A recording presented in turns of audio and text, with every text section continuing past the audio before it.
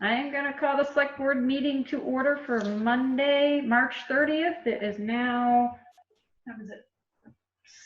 7:10. First order of business is to go over our Zoom meeting procedures, which we've kind of already did. So if you need to talk, please raise your hand. I'll try and keep all these participants in my screen. And I'll call on you or I'll unmute you as you raise your hand. Public forum, does anybody have anything they want to add to public forum? Okay. We have a review agenda for addition removals. I know you had a couple things you wanted to do, Valerie. Let me unmute you. Go ahead, Val. Okay, thank you. Yes, so let's see, the item on the consent agenda, number 4, should be removed. Items 5 and 6 were added to the agenda after it was physically posted. Okay. I recommend that the under regular business that item 6 be postponed. Okay. And I think that's it. What about the meeting minutes? That should be postponed. Okay. Does anybody have any questions about that or concerns? Okay. We will move on to the next. Consent agenda. Approve the Vermont Trans Annual Financial Plan. Renewal. I did that before I did the change. I jumped around. Renewal of the Addison County Humane Society Homeward Bound contract. Reappointment of town officers who expressed interest to the respective boards.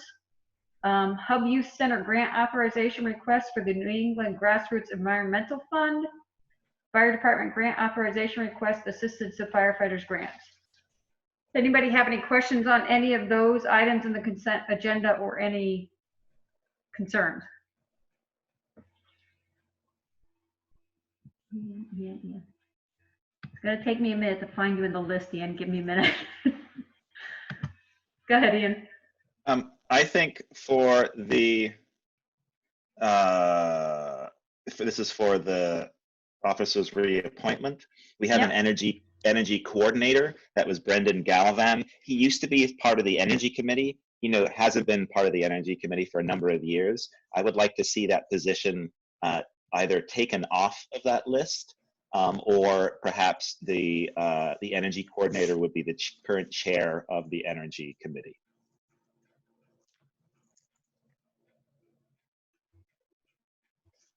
Does anybody have any comments or concerns about doing that? Wait a minute, Joel.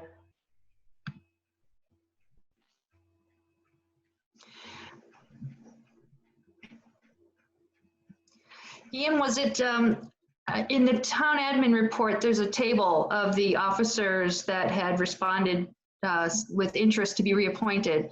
So that table summarizes what this agenda item reflects in terms of the appointments. And I don't think the energy coordinator is on that list right now. They didn't respond, but I think we should just take it off of the list entirely. I don't think it's necessary anymore. Okay. Because it would just be part of our energy committee. And for the list that was included in the TA report, are folks okay with that? Do you have the TA report? No, that's okay. It's on my screen.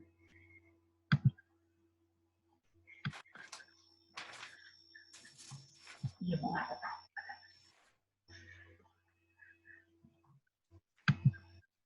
problem. I don't have a problem. Does anybody else have a problem appointing those people that are on the list? Okay. So all those in favor of the consent agenda? Actually, I need a motion first. So moved. Okay, second? Okay. All Who those in favor? Joel did. Thank you. All those in favor, raise your hands. That's on the board. Okay. Okay, so. Any opposed? Okay, so motion's passed. Okay, regular business.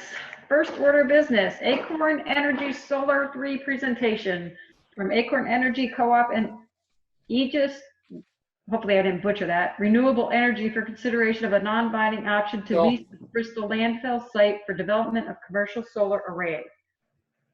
So who's the one that I'm going to unmute that's going to talk about this? Oh, does Joel have a question? Yes, Joel? I don't think we approved it. We have just approved report number 3. We didn't make a motion No, to approve all the I- consent agenda. I It's a said consent agenda. I said a motion to approve the consent agenda. Oh, because That's he what- talked about just taking the name off, and that's I thought we were voting on. Yeah, I vote for. Sorry. I just want to make sure we did do the consent agenda then. yeah, that's what Peker motioned. Okay. All right. Do you have any Have you- questions, anything else on there, Joel? No, I just wanted to do all the, I didn't hear the word consent agenda, just Ian's motion wanted to remove the energy person. Or- Okay, so Rich, you're going to be the one that I'm going to unmute once I find your name here. Okay, you got the floor, Rich. Thank you. Good evening, everyone. I think you've seen a copy of our presentation, so I'm going to go through that fairly quickly. But before I do, I just wanted to introduce several folks who are here. As I call your name, please raise your hand. Greg Paul from the Acorn Energy Co-op. Peter Carruthers from the Acorn Energy Co-op. Tom Dunn, Acorn Energy Co-op. I see the name, but not a face for Ben Marks from the Acorn Energy Co-op. And also Mary Mester, who's our coordinator, who I think is the person who shows up as Acorn Energy Co-op. Did I list anyone? I hope not. From Aegis, there are 3 folks, Neil Spain, who's the president, CEO, Eric Fanoof, Eric, and Brad. I cannot remember your last name, Brad, so I apologize, but that's Brad. Okay. I'm gonna, if you can please give me the, so I can share my screen. I'll have a copy of the slides, or can I do that myself? I'm not sure. I'm not sure. I think you can do it yourself. I think Yeah. I can. Okay. There you go. Hopefully you're seeing Acorn Energy Solar 3, and Yep. hopefully you have a copy of this from Saturday. We've made some minor tweaks and adjustments to it, primarily near the end. Our goal for tonight is to give you enough information and answer enough of your questions, or hopefully all of your questions, so that you would feel comfortable giving us a go ahead to prepare a memorandum of understanding that would outline the terms.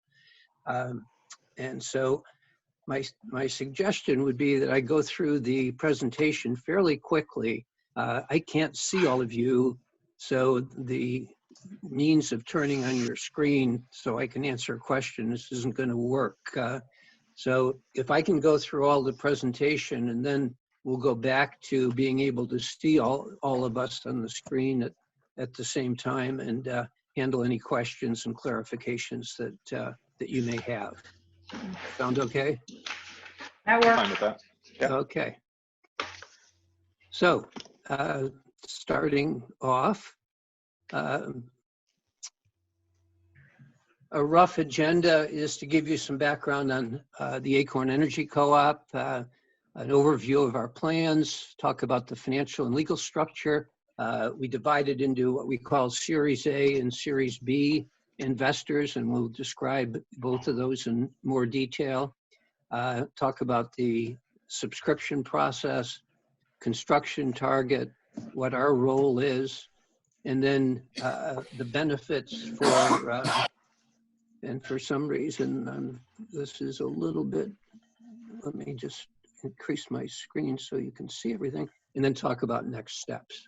Whoops, sorry.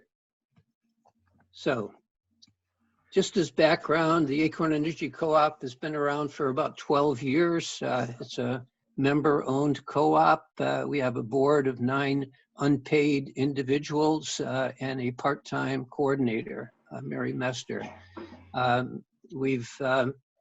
Oops, somehow that didn't go to the next slide. There we go. Our whole purpose was to focus on renewable energy and helping people in Addison, Rutland, and Chittenden counties make transitions to make both for energy efficiency and utilize renewable energy. We've had 2 successful community solar projects, one 9 years ago, it's hard to believe, in Middlebury behind the police station, and more recently a 150 kilowatt project in Shoreham that just went live about 2 weeks ago and is now happily generating electricity. There are over 500 people on our mailing list.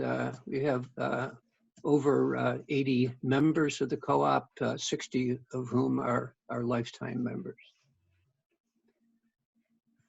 An overview of AES3. I think you know we're looking at the Bristol landfill site. This would be 3 1/3 times larger than our previous 2 projects. That is, it'd be 500 kilowatts AC and would generate about 847,000 kilowatts. Excuse me, I misspoke. The 500 kilowatts AC corresponds to 847,000 kilowatts DC in the array. That's comprised of 1,862 panels, each of which is 400 watts. And that number becomes relevant when I get talking about the Series B investors. It would be located on a little over 2 acres of site and of land on the former Bristol landfill site. We would arrange and propose lease arrangements with you to cover the use of that site for a 25-year period of time. In many ways, it's an ideal site. The Public Utilities Commission has identified so-called brownfields as a particularly attractive place to put solar arrays. It's fairly near 3-phase power. It would be great if it were a little closer, but it's about 1,300 feet away. And I've already introduced the folks from Aegis. They would be our contractor partner. And just to give you a ballpark, the total cost of this is about $1.75 million. This is a view of the site, the layout of the solar array. Each of those blue lines corresponds to a row of solar panels that are designed to aim pretty much southerly direction. We've revised this since the meeting 2 weeks ago to accommodate some changes that were requested by some of the folks in town having to do with the nature trail and also the mountain biking access.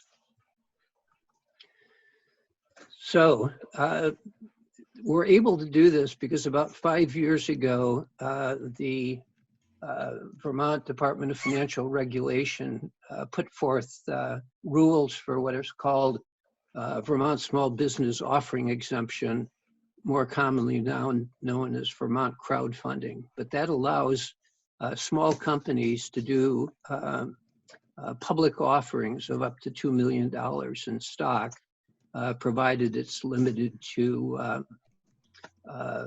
members who are residents of Vermont.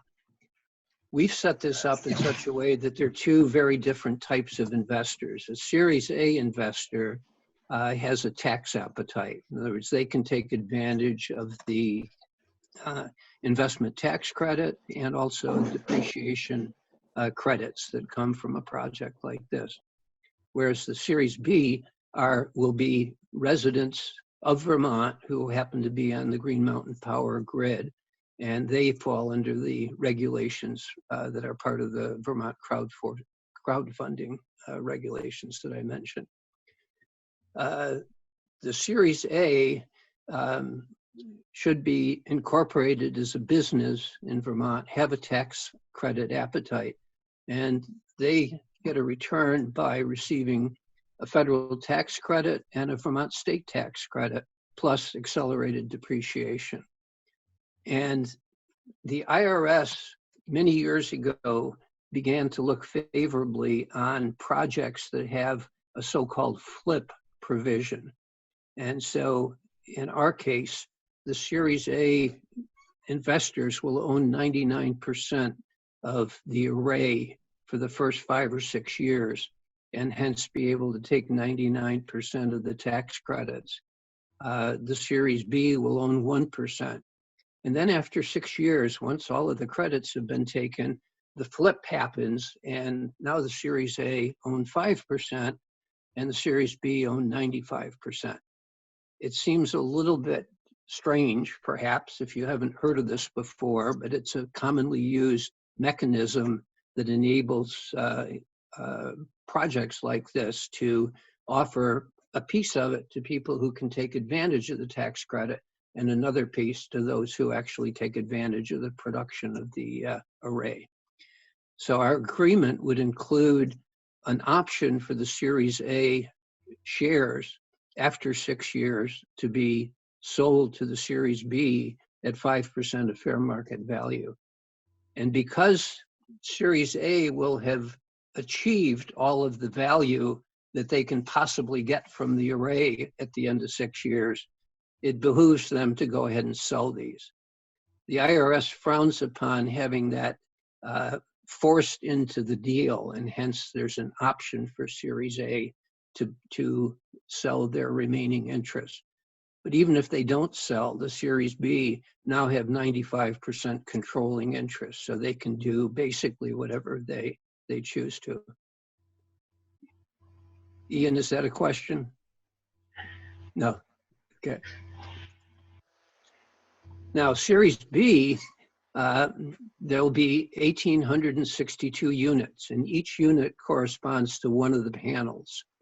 And the way this works is that the Series B members pay X dollars per unit, and depending on how many units they buy, let's just say in round numbers, somebody bought 18 units. Yeah, let's say 19 units. That would be 1% of the total offering. So we would give Green Mountain Power a list of all the Series B investors and the percentage that each person or each household, each meter in effect, would get of the monthly production. So when the monthly production numbers are known, the person who bought 18 or 19 panels would get roughly 1% of whatever that credit was, and so on across what will probably be somewhere in the upwards of 100 Series B investors. There are ongoing operating expenses, so those are shared by the Series B investors. They're invoiced at the end of each year to pay their share of the operating expense. And after 6 years, the flip structure that I described would come into effect. And we say that Series A would likely exercise their option. We can't say they will exercise it, but in any event, after 6 years, the Series B control 95%. So they get to set the rules from that time forward. There are two requirements to be a Series B investor. One is to be a resident of Vermont, and the other is to be attached to the Green Mountain Power Grid. We are proposing that we would allocate 60% of the units on a first-come, first-served basis for the town of Bristol, the school system, and town residents. We'd allocate 20% to members of the Acorn Energy Co-op and 20% to members of the Interfaith Climate Action Network, which is a group that was very helpful to us in the Shoreham project and consists of faith-based organizations throughout Addison County who are concerned about climate change and the opportunity to do things about it. Most churches in particular are not well situated, or roofs are not easy to put solar panels on.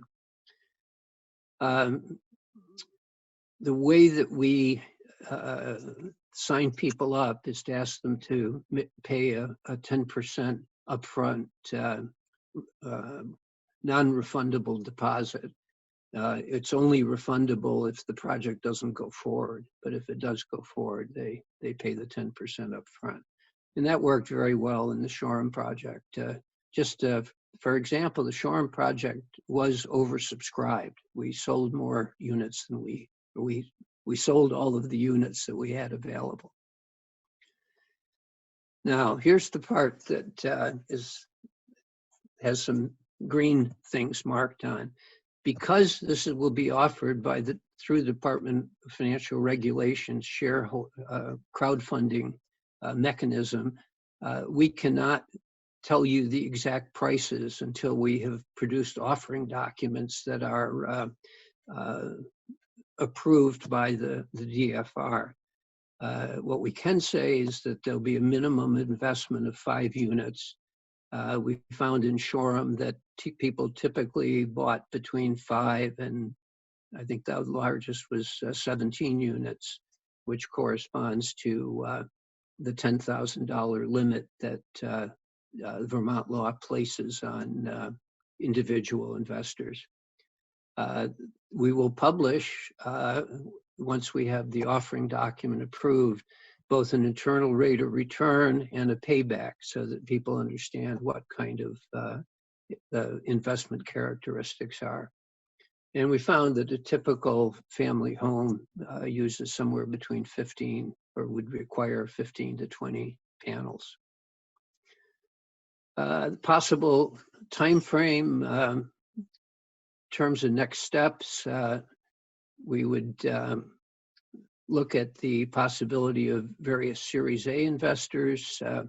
We'd begin a Green Mountain Power feasibility study to verify that there's capacity in the system to take on an additional project like this. The Public Utilities Commission would award a certificate of public good. The Department of Financial Regulation would approve the Series B offering documents. At that time, we would be able to make all of the financial details public, and then we would look to sell all of the Series B units.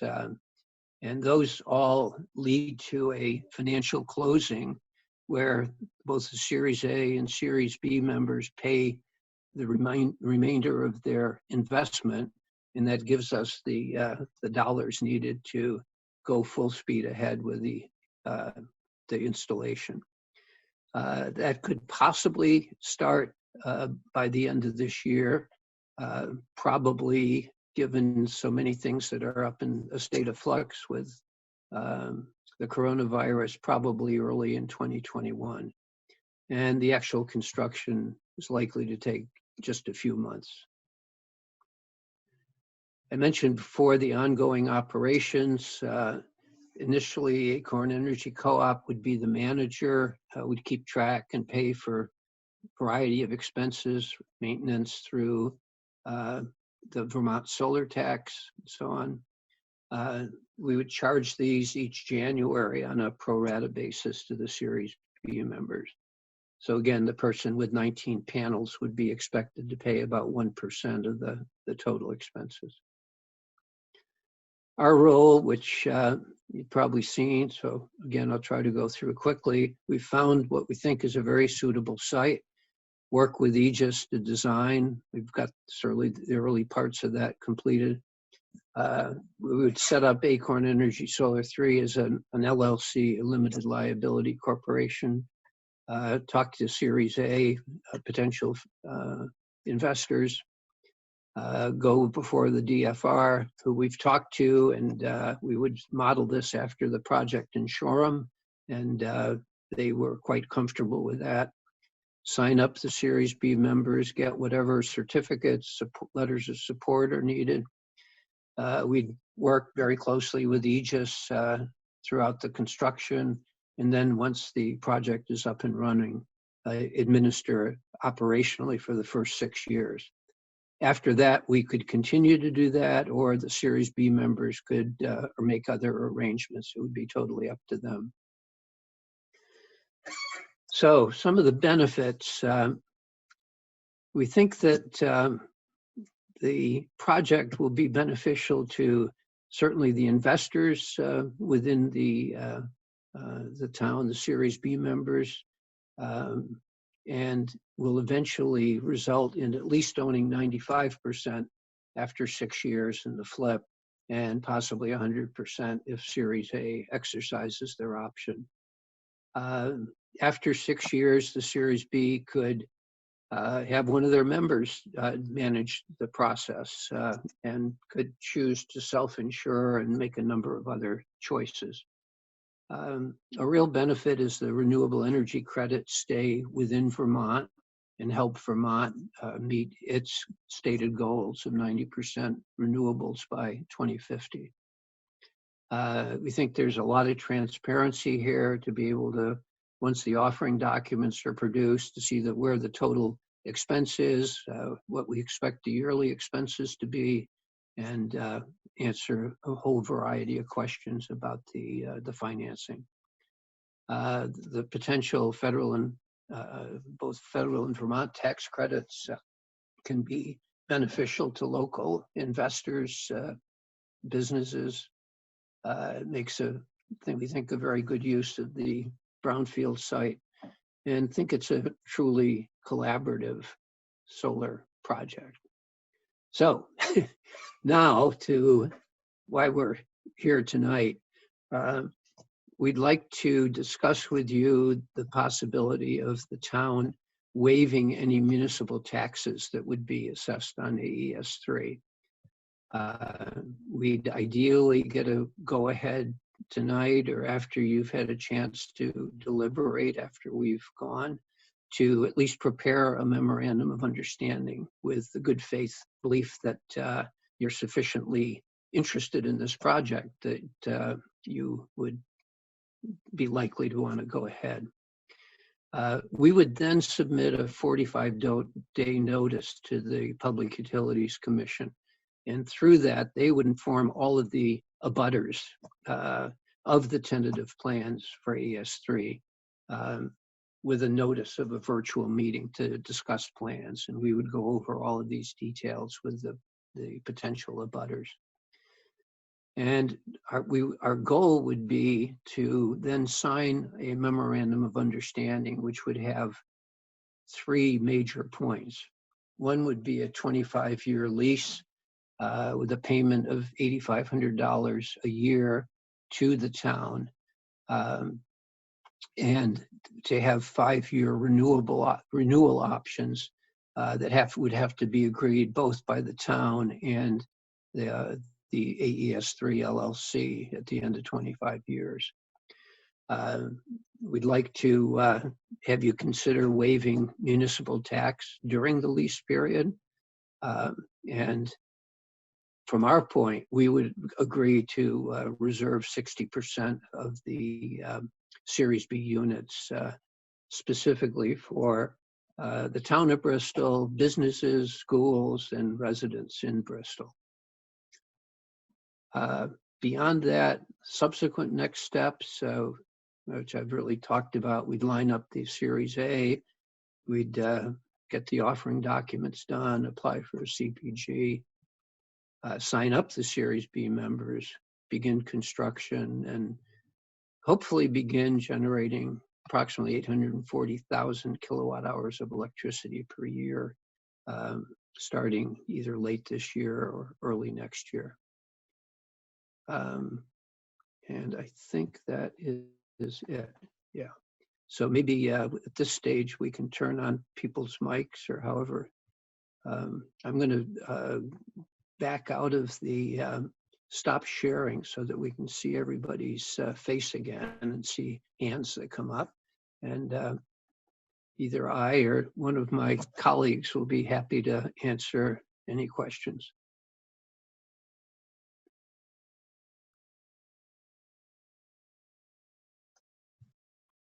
I'm not seeing any hands.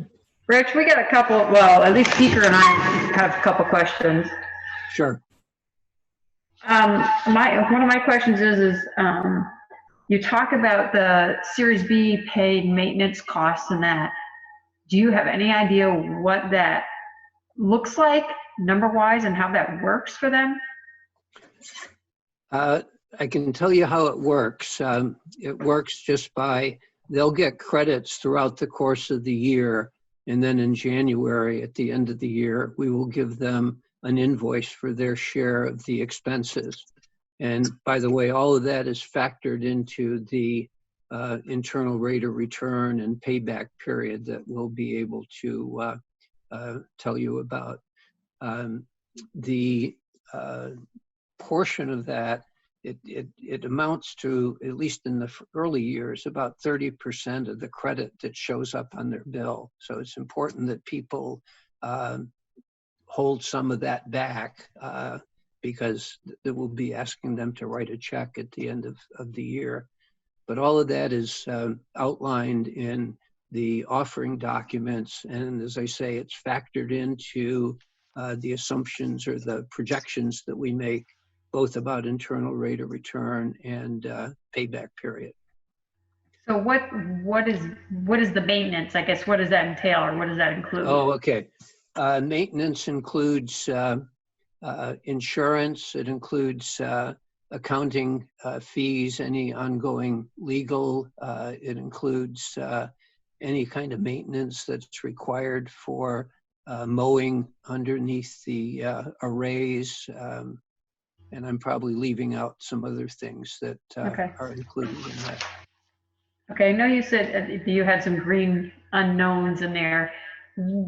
Just for an example, what did Shoreham cost per unit?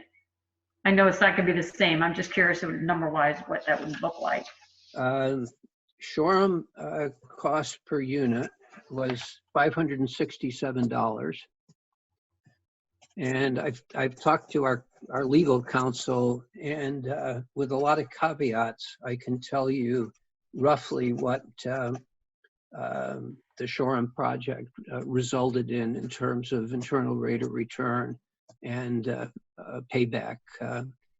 But with the caveat that, this is sort of 5 years later, and the numbers we suspect will be somewhat less.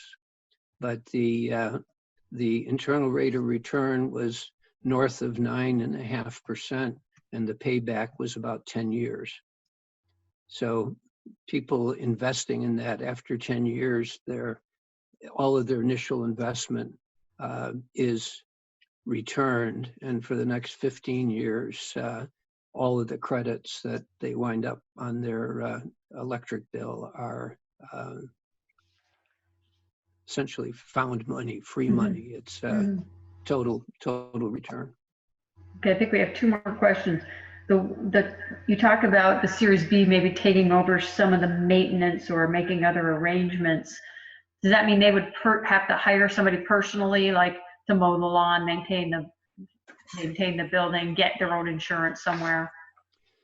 It's an option that the Series B would have once they control things. The Acorn Energy Co-op has maintained or has been the manager for the solar project from 9 years ago in Middlebury and will be on Shoreham. It's just an option that if the members decided they wanted to take it over, then they can do that. And that would mean they'd have less of a maintenance cost at the end of the year. Yeah. Okay. Yeah. One of the things I should say, because I forgot it, is that one of the maintenance expenses is paying the Acorn Energy Co-op a sum each year to provide that management function. And so the Series B members can look and say, gee, we can do it for half that. And somebody's willing to take that on as a task. They have complete right to do that. Mm-hmm. But they don't have to. It's just an option that they have. Okay. Peter, ask your question. You asked for relief of the municipal tax. I'm assuming that this is assessed and you're still paying the education tax portion of that tax bill? No, the tax, and I'm going to let one of my colleagues talk more about that. But I believe that you have the option of charging a tax on a solar array. And either Nils or Eric, if you can help me. Eric, I think you need to unmute yourself. I think I, You haven't got him yet. come on. Not letting me. I may be able to. Are we fighting each other, Eric? There you go, Eric. So with respect to solar projects, there's two elements. There's no state education tax. There's just a pure formula. It's called I think it's called the solar capacity tax. And so that's just a formula and it goes straight to the state. And then the municipal tax, there's an assessment and there's a process by which the assessor assesses call it the personal property of the array, the equipment. And towns can make a decision whether or not they want to tax solar arrays or not.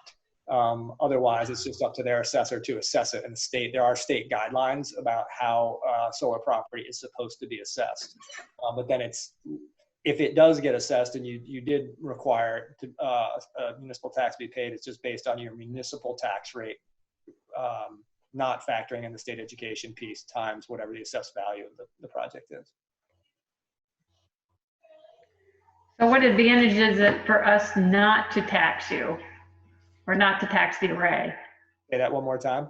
And so what's the advantage to the town to not tax the array? It's just a consideration essentially of having a project to benefit all the folks in the town. I mean, I think the idea is if the residents of the town and possibly the town itself and the businesses are going to benefit from the array by participating, it's just an expense that the project and all those folks who own the project would not be subject to. That's really what it comes down to. Right. Rich, you can speak to that a little better. Yeah, and it's the kind of thing, if we know it up front, then we can factor that into all of our plans in the offering documents, and so that the projected internal rate of return will be incrementally larger and the payback will be incrementally shorter. So, and since 60% of the shares are reserved for Bristol and residents of Bristol, why the advantage is that those folks will essentially get a better deal. So if we tax the array, do you then pass that on to your members? Yes. That's what I thought. Yeah.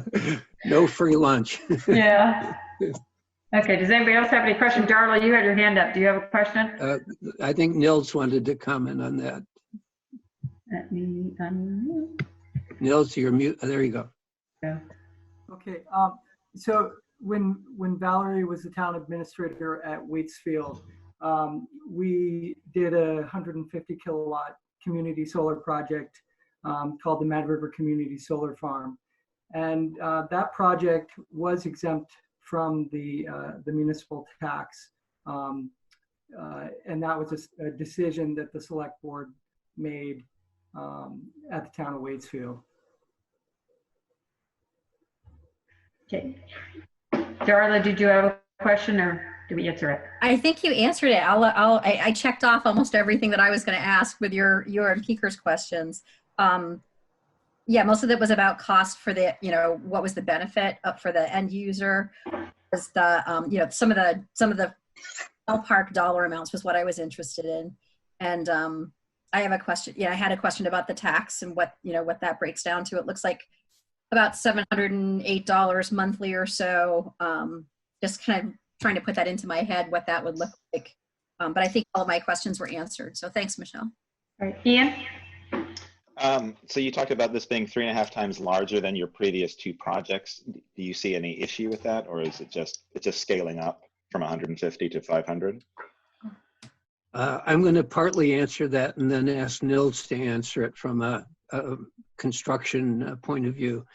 From our point of view, largely it's scaling up. It means we have to raise more money, sign up more A investors, and we're probably looking at maybe 100, 120 B investors. So I mean, one of the things that we would certainly welcome if we go forward with this is for the town not to advocate, but just to help us in communicating with the members of the town.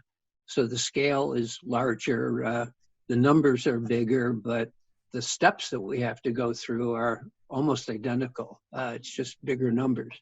But now from Nils' point of view, it may. Yeah, so the 500 kilowatts is really what's enabling this project to happen on the landfill. If the project was 150 kilowatts, the economy of scale just wouldn't be there to enable the construction of what we would consider a difficult site. Building on a landfill has very special considerations in terms of the equipment you use, the method of construction, and to add to that, we have a very long run to extend the three-phase power out to the site.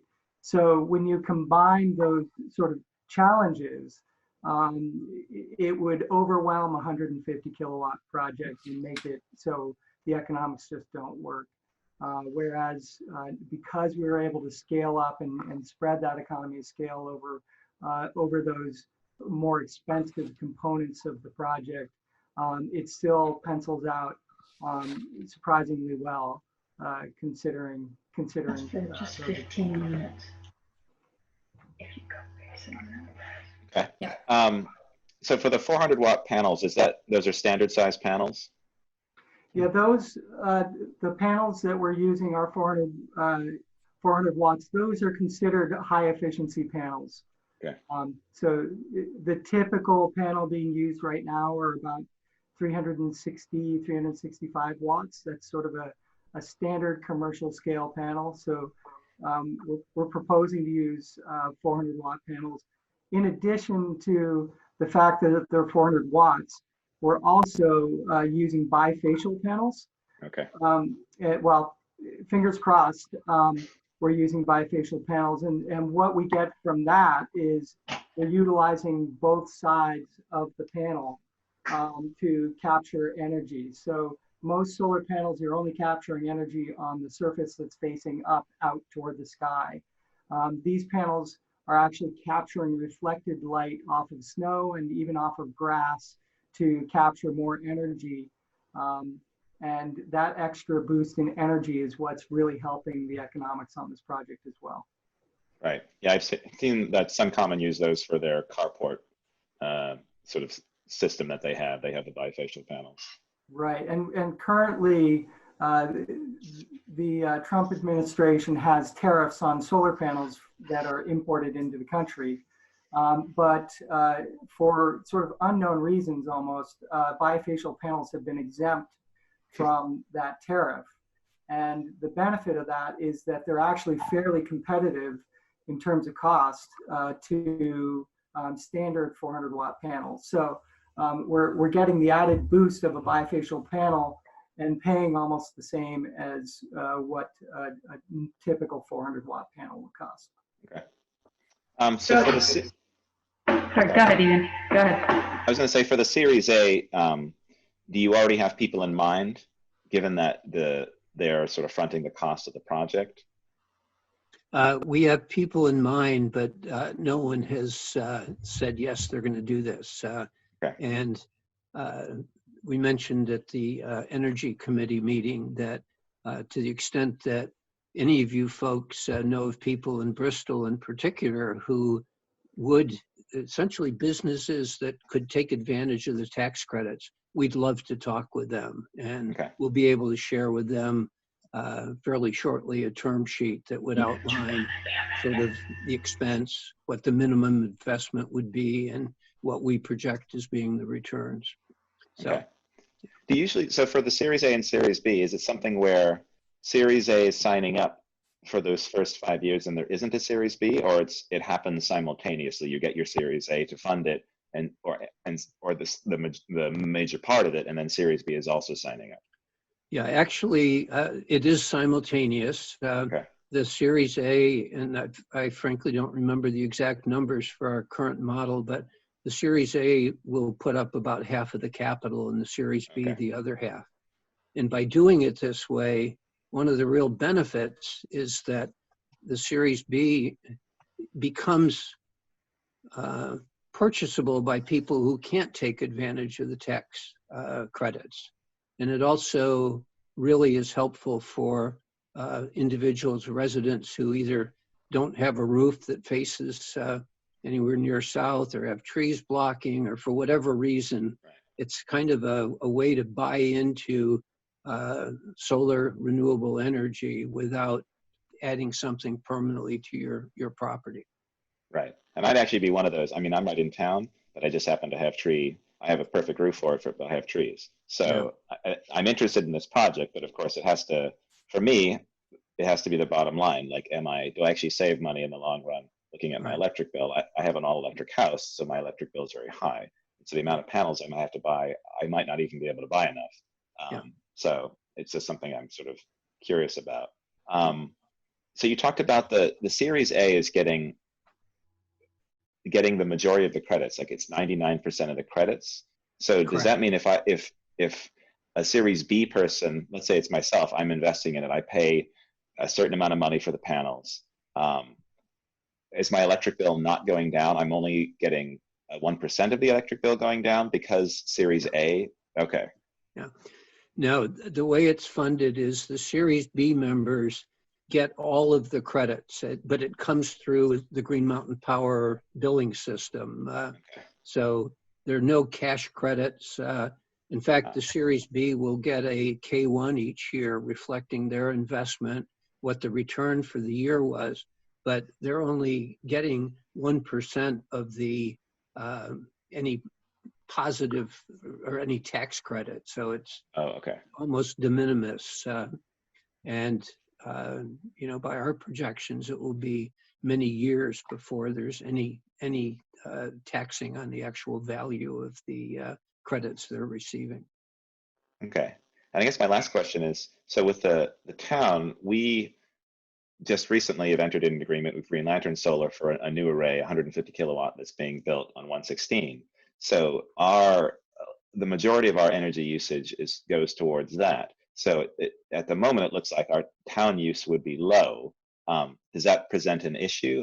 With the Shoreham of Middlebury, are you locked into a certain amount? Like you talked about it being divided between 60% for the town of Bristol, which could be the town offices or town buildings as well as residents. But if the town doesn't have the need, is that an issue?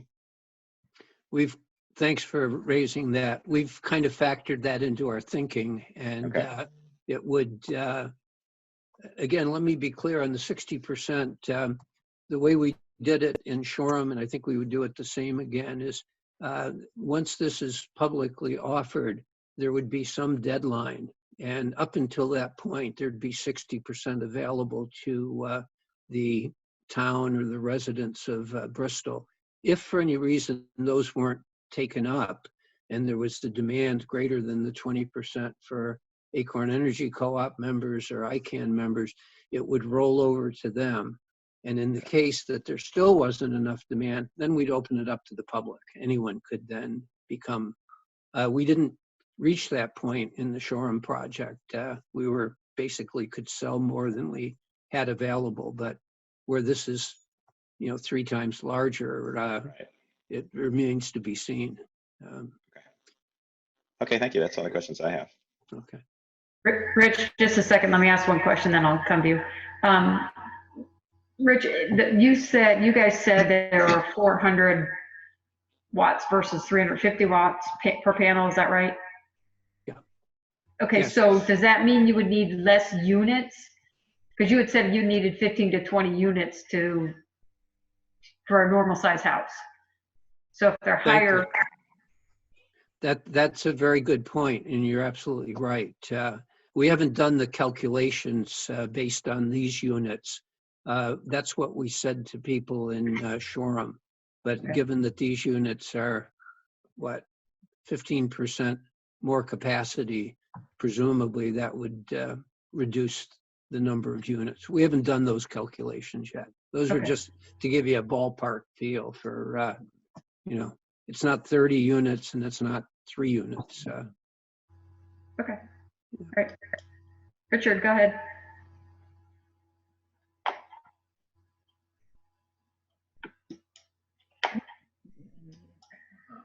Oh, you muted him again.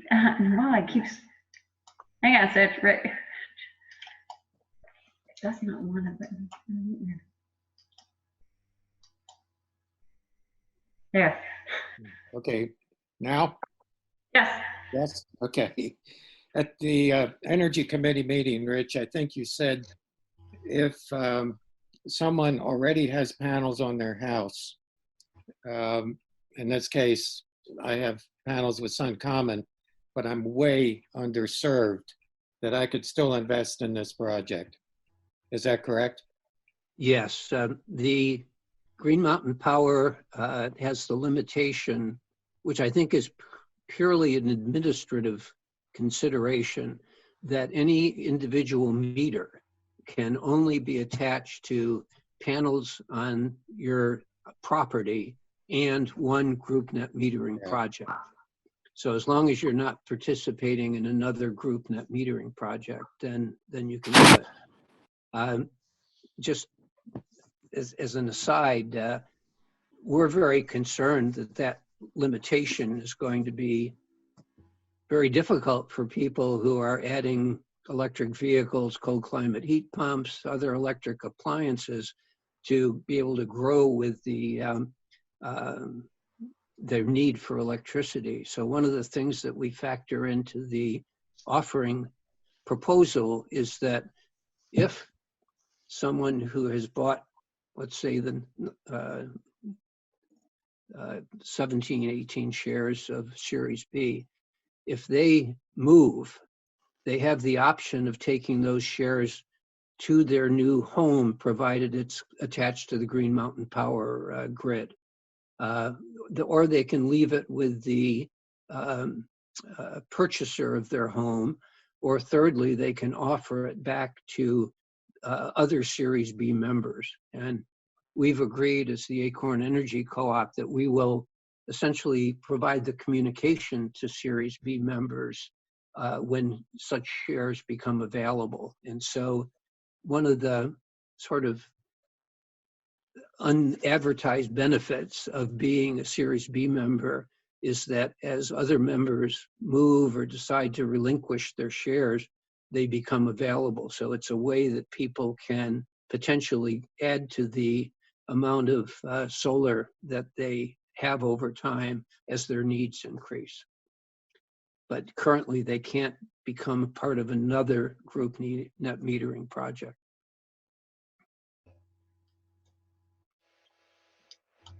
Darla, go ahead. Yeah, I just had I found two other notes that I made. One was, I know when the landfill was first covered, there was concern, I know the town was approached, I can't remember the company now, but was approached about doing a similar project.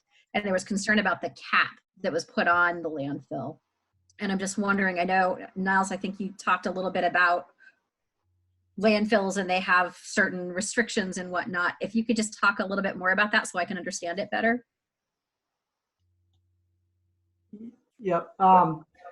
So the method for mounting the panels to the ground or securing it to the ground on a landfill is quite different than if we were to do it in say, a farm field. Typical ground mount solar projects have driven piles that get just pounded into the ground about 7 to 8 feet deep to serve as the foundation for the racking and the array.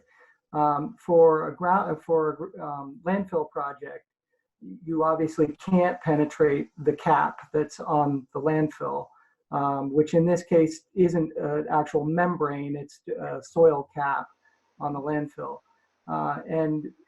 The way you handle that is have a ballasted solar array. In the case of the Bristol landfill, what we are anticipating doing, and we've done this before, we actually did this in Waitsfield at the town garage, where there was a solid waste landfill at the town garage in Waitsfield. And that's a ballasted array, which effectively you create a form that the racking gets embedded into, and you pour concrete into that form. And the weight of all that concrete basically makes it impossible for the wind to blow that array over. So that's the way we would do it on this. We've designed, we've actually done a couple ballasted solar arrays. One using the exact methodology that we would be proposing to use here, which is an industry standard method for ballasting an array on a landfill. Thank you. Sure. Eric, go ahead if I can unmute you.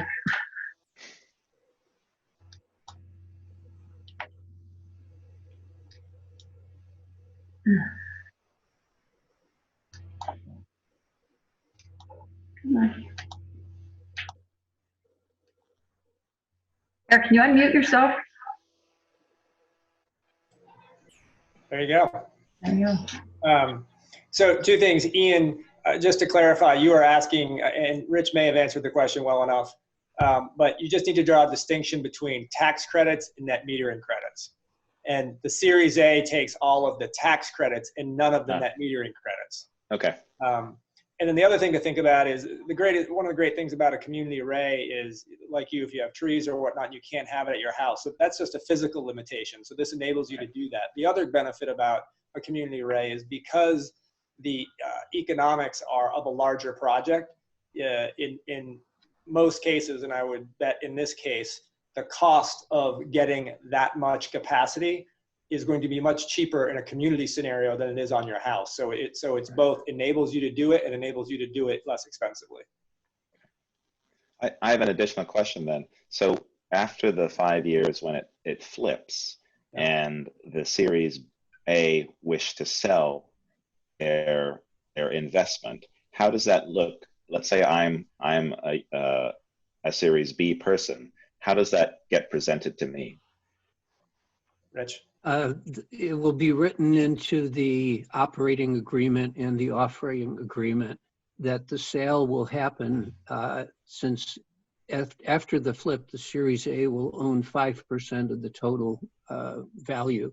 The sale will be happening at 5% of the fair market value at that time. And we've estimated what that will be and factored into our cash flow to have that amount of cash available so that it will be available for paying to Series A. The Series B members, frankly, don't really have any control over that because the option is for the Series A. Oh, okay. If Series A, for some reason, didn't exercise the option, there's that much more cash available to the LLC, which is the Series B. Okay. So we think that it's structured in such a way that it will be every bit to the benefit of the Series A investors to take that option, exit stage left, and by selling their 5% interest, then automatically the Series B, instead of having a 95% interest, will have 100% interest. I see. Okay. Okay, Ben March wants to make a comment, so I'm going to unmute him. I think. Greetings. Eric anticipated what I wanted to clarify about Rich's comments, that there are actually 3 different kinds of credits, and we tend to throw those words around a little casually, but there are the Series A members are getting tax credits, but no bill credits. So they invest dollars on day one, and the only way that they get paid back is by sheltering other income and using the depreciation and the tax credits to do that. Series B members get bill credits from GMP, so they invest dollars on day one, and the way they make their money back is by getting bill credits of money that they otherwise would have paid on their electric bills. And one of the reasons why that's a nice feature is that electric rates tend to go up over time. So in 10 years, a kilowatt hour of energy and a credit for that is going to be worth more in all likelihood than it is today. We don't know exactly what that is, but every kilowatt hour of energy use that you're offsetting is going to be worth more going into the future. Finally, there are renewable energy credits, which are the way that the grid and the state measure the green qualities of renewable energy. Since once it's on the grid, an electron looks just like every other electron. So there are renewable energy credits, which is a notional value assigned to a kilowatt hour of energy that that a green generator generates. GMP gets those and retires them, so they stay in state instead of being sold out of state or arbitrage. So 3 different kinds of credits for 3 different participants, but they're separate buckets and they never really mix. That's all I wanted to say. Sorry, there's no way to raise my hand if I'm just on a microphone. Thanks, Ben. All right. Thanks, Ben. Anybody else have any other questions?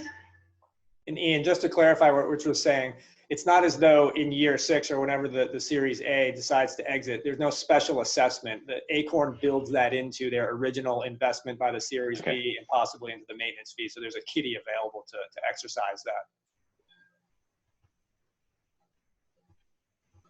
I wonder if it'd be helpful if I go back to the slide that talks about next steps and just the things that we would appreciate your considering in terms of, is that reasonable to do?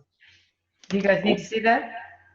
Yeah, we have the select board members have, the PDF Yeah. you sent, so we can do that. One thing I should tell you is that the slide with next steps, 14 days, and that's a variation on what you have. It's a little more detailed. I don't think we changed any of the substantive points, but it's more detailed about sort of the short term. And if I can just real quickly bring that up, maybe I can't. Yeah, I think I can. Let's see. Somebody help me here. I think it's, I think this is it actually. Yeah, it was ours. The PDF we have is page 15. Yeah. Okay. So we've raised the question of the waiver of municipal taxes, and ideally, as you discuss this, you would agree for us to go ahead and prepare a memorandum of understanding. I've outlined what the points would be, and they're down at the bottom of this slide. Mm-hmm. And as soon as you've given us verbal authorization, we would go ahead with the 45-day notice to the Public Utilities Commission. And that's within the 14 days. By signing this MOU, then we would essentially go ahead full speed to try to get the certificate of public good. There's a real benefit of getting that before the end of June. And I may ask Eric just to comment on that briefly. Yeah, it's not that we would actually get the certificate before the end of June. We need to have an administratively complete application. And it's a pretty lengthy filing. It takes a lot of work. It's about 100 pages. And so to get it in by the end of June, we really need a green light to get working on it, first week in May, not later than ideally. And to do that, you need the landowner, which is the town, to be on board, and you need to know you have folks who want the project to move forward, because there's capital that needs to be spent to make that happen, and nobody's going to spend the capital if they don't know that if they're successful, they have a place to put the project. One thing just to add to that, likely as part of the memorandum of understanding, or if not shortly thereafter, we would present to the town a pro forma lease for the property and ask you to essentially sign a what we'd call a lease option agreement, which would mean that for some period of time, maybe a year, that the town would agree, if Acorn came back, to actually enter into a 25-year lease. It's an option agreement because it gives us the option on terms that you have signed off on to ask you to go ahead and execute that. But it allows us to wait until the certificate of public good is actually awarded. Because once we do that, we're committing 25 years at $8,500 a year. So it's a non-trivial commitment, and we don't want to enter into that until we're sure that not only we have a CPG, but that we've been able to line up the financing. Valerie, go ahead. So the location of the landfill site is in a fairly populated area. The high school's nearby and residential neighborhoods. In other situations, similar layouts, vandalism. Is that a concern, and what would be in place to try to deal with that? Nils, you want to handle that? You're muted. Yeah, let's see if I can unmute him. Okay. No, see if you can unmute yourself. Got There it. you go. Okay. Yeah, so a couple things. Specifically on the vandalism, we would like to put a fence around the array for there are two reasons. I mean, there are two options around protecting the array from an electrical safety perspective. One way is by putting mesh on the back of the solar panels to stop people from being able to actually grab the wires that are coming off of the solar panels. But another way is by putting a fence around the array to keep people out of the array area. The downside to putting the mesh on the back of the panels is that you actually make it very difficult for the bifacial solar panels to collect that reflected light off the back of the solar panels. So we really don't want to put black mesh on the back of the solar panels. So a fence is really the way we'd like to do it, and it is the only solution that actually addresses the question of vandalism. And I think, Valerie, you're exactly right that given that this is close to the school and also just in town, that kind of security is definitely a good idea, a good precaution. One thing I wanted to mention also on a slightly different subject, timing wise, is that we would like to proceed with a 45-day notice to all of the statutory parties. That would be the abutting landowners, it would be the select board, the planning commission, as well as the utility and the public service board and public utility commission, and A&R and a couple of other entities. We'd like to proceed with that even as soon as the end of this week, so we can get that moving, because that 45-day period has to start at some point, and we can't submit the application for the certificate of public good, which is actually a petition, until that 45 days is up. So we want to get that out of the way and get that moving as quickly as possible. And there's no commitment that the town is making to do the project by us doing that.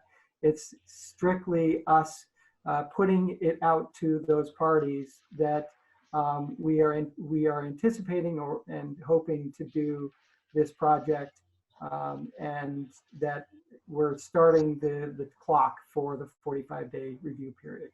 And Ben Marks could probably weigh in on that a little bit as well, if you'd like. Joel? Yeah, I got a few questions here.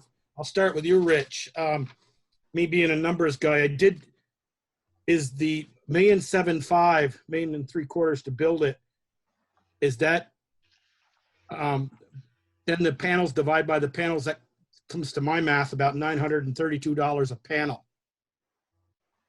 Is that correct, or is that the panels are bought after all the tax, all the grants and everything?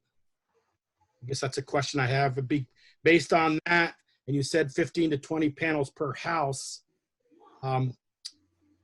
If only can buy 10,000, person could only buy 10 shares. Am I correct in stating that?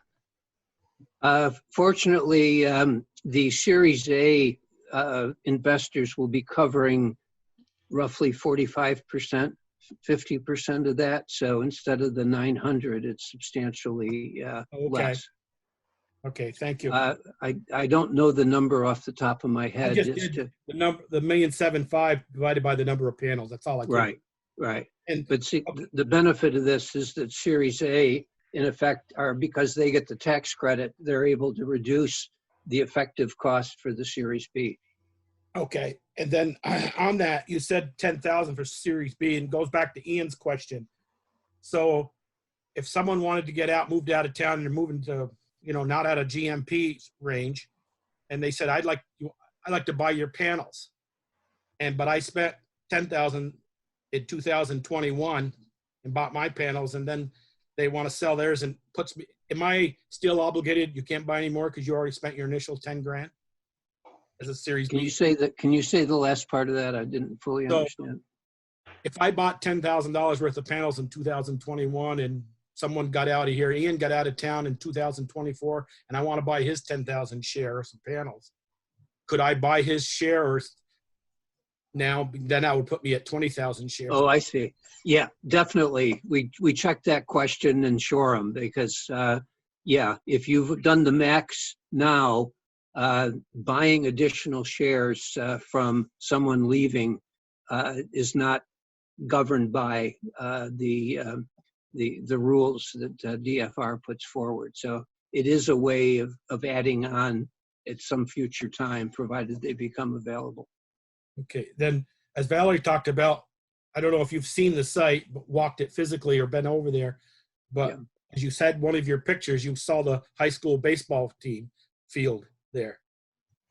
Boys will be boys. We were all that age at one time, and I can see us at ball practice, maybe trying to hit it's not that far down, looking into the landfill, and the damage of baseballs going there. And what is that figured in, I guess? Yeah, the panels have tempered glass on them, and they're very, very strong. They're designed to handle, I believe, a 1-inch hailstone, something like 120 miles per hour. Okay. So a baseball would probably bounce off of the panel and not do any damage. Okay. Then you talked about us waiving the municipal tax and just doing some rough numbers, and I realized the thing would probably cost $1,750,000.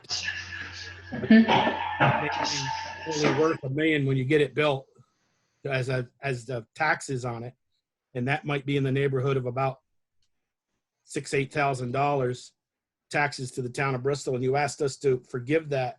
Well, the $8,500 per year for the 25 years, could we then, if the board decided to waive the taxes, and I'm still got some mixed feelings about it, but we could say we're going to increase by the CPI our $8,500 per year. So we're getting some $8,500 in year 20 is going to look pretty good. Right now. So you're saying as a trade-off, would we be willing to essentially increase the $8,500 over time based on a CPI of some nature? Yeah. I would say we would definitely be willing to consider that trade-off. That sounds to me like something that would be we'd be willing to consider. Okay. And my last comment was, and I've seen in other arrays that corporations outside of the state are actually buying to get their carbon neutral credits. Could these be sold to that? And I'm not sure I could tell my taxpayers here in town that we're not charging many taxes, but people down in New Jersey and New York area are buying the tax credits. That's a great question. And Ben talked about renewable energy credits. The way that people in New Jersey or elsewhere are able to take advantage of projects in Vermont is to buy the renewable energy credits. And these, by definition, will be given to GMP, who is required to retire them, so not sell them to out of state. if they sell them out of state, it's no longer Vermont's renewable energy. It doesn't satisfy the 90% by 2050. Okay, and my last question, I actually looked at doing panels on my house. I have a standing seam roof dormer that was going to be a size of about 17 by 34, and it was over the $10,000 range for sure. But talk to me about down here, up there on my roof, I would have no more expenses ever again, so to speak. No trimming the grass underneath the panels or that, they're mounted to the roof. Tell me to the voters here that it's cheaper to into a co-op than it is if you've got the energy on your, if you can mount panels on your roof like I could versus Ian can't. And not, I want to see the what it's worth to me entering into a co-op. For Shoreham, we did a 2-page fact sheet that compared the cost of putting panels on your own roof with buying the panels in the solar array, both in terms of internal rate of return and in terms of payback. And we would do a similar thing for folks in Bristol. And again, the reason the numbers work out as well as they do, without saying specifically what that means, is that the Series A are defraying quite a bit of the cost of putting these projects in, and they're getting the tax credit and the depreciation credit in return. But that's part of the disclosure to prospective Series B to show them the comparison of those two cases. And in Shoreham, at least, those comparisons were favorable. I got one last question. You said that 3 times, Joel. No, you know me. I've been jotting them all down and listening. You've been talking about Shoreham quite a lot, and you said it just been online for 2 weeks. So I'm not, as a person looking at investment, I'm not sure when you say the return on investment and all that, you've got a lot of data there. But you haven't said much about Middlebury, but you've been online since 2011. If I went down and asked some Middlebury folks who have the array on behind the police station, which I know very well, what would they tell me? You haven't mentioned a word about how that's returned on investment in Middlebury. Well, the structure there, I'm glad you asked that actually. The structure there was slightly different because we only had one investor that could take the tax credits, and that's Cooperative Insurance. And we had 2 loans, one from the National Bank of Middlebury and one from Vermont Economic Development Authority. The thing that I'm happy to report is for 8 years, we had the production of the array in terms of kilowatt hours each year has exceeded what we originally projected that it was going to do. And a portion of that went to the town of Middlebury each year in lieu of lease payments, and a portion went to Cooperative Insurance. But basically, we've exceeded the original projections, and that's happened 8 years in a row now. Okay. And Nate, the guy that said about the landfill, that does have a membrane on it. That's not just dirt capped. It's also has a membrane about 3 feet under the dirt. If I'm correct, Beaker. I think I got some. It doesn't. I saw the pictures where they rolled it, the membrane over it. I've got pictures I could show you.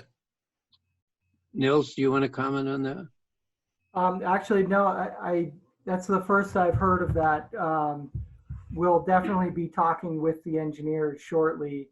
I would say even this week to get a better understanding of the configuration of the construction of the.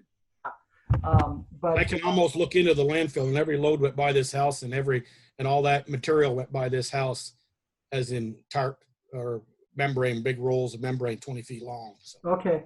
Yeah, and really that doesn't change the construction method that we're anticipating doing, but it's for sure. A membrane just makes it a little bit more finicky. We have to be that much more careful about what we do.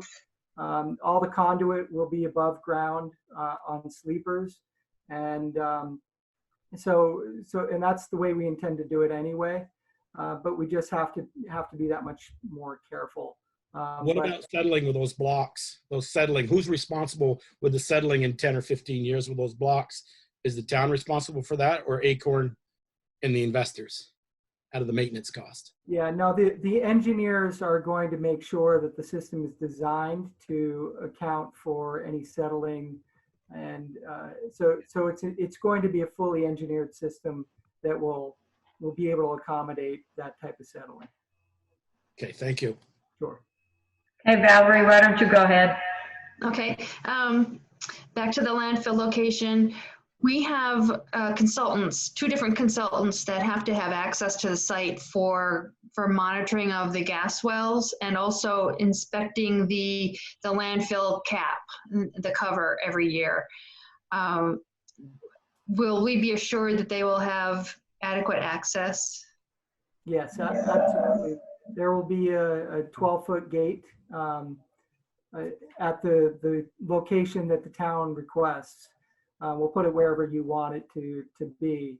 And we'll provide a Knox box right at the gate. So any emergency responders or anyone who has the code to that box can punch in the code and pull out the key for the lock that's at the gate. I'm not sure who's on the Samsung, but can you just state your name when I unmute you? Yeah, Go ahead. you get me? Yep. I'm Eric. Oh, hey, Eric. The only question I got is to make sure that we're going to have access down to our piles that we got down in the landfill now, with a fence that they're suggesting to go around the landfill or around the panels. Yes, the design that we have does not inhibit the current access to the pit and the piles down below. Okay, great. Yeah. Anybody? Hang on a second, Sally.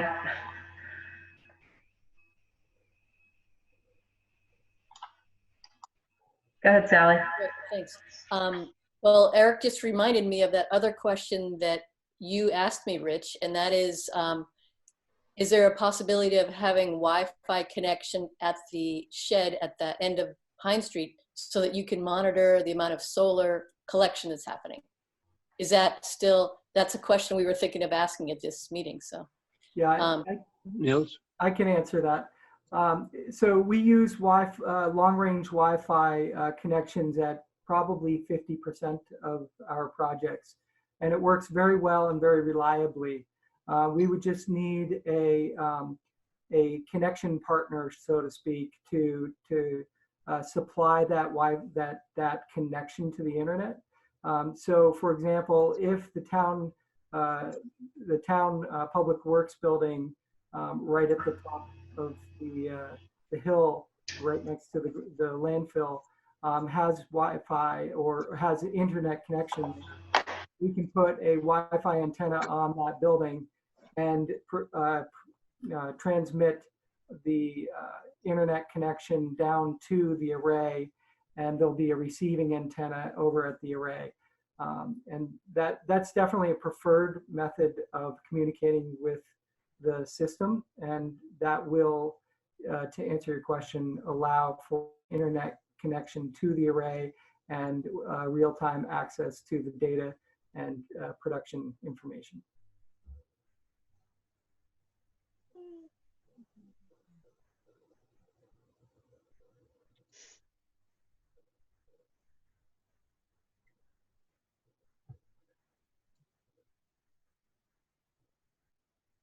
Am I on? Can you hear me? Yes. Yep. Okay.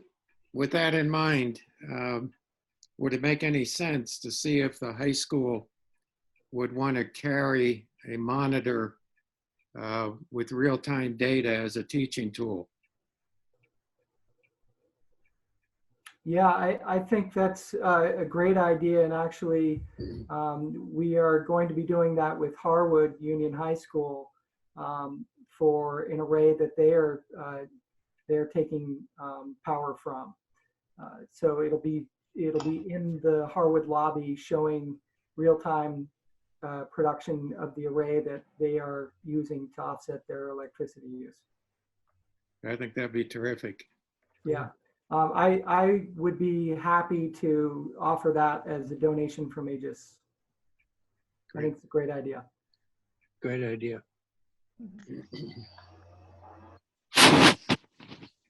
I just wanted to mention, going back to Joel's, I think third to the last question, you were talking about the panels on a standing seam roof. I've got a quote right now from Sun Common to put 10 more panels on my roof. And there's quite a down market on solar right now. And so it was going to be $13,000 at a discounted price, minus the federal tax credits, which would bring it to about just under $10,000. So you're looking from Sun Common right now in a depressed market, about $1,000 a panel. So this would be considerably cheaper. I'm already thinking I'm not going to do that.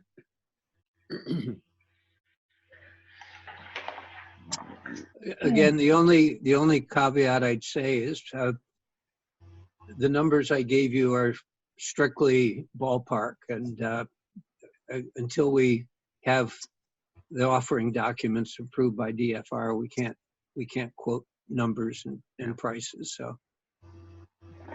Okay. Anybody else have any other questions? Okay, wait a minute, Greg.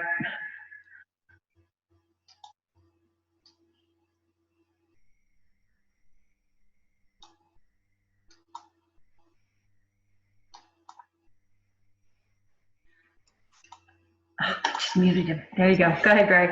Great.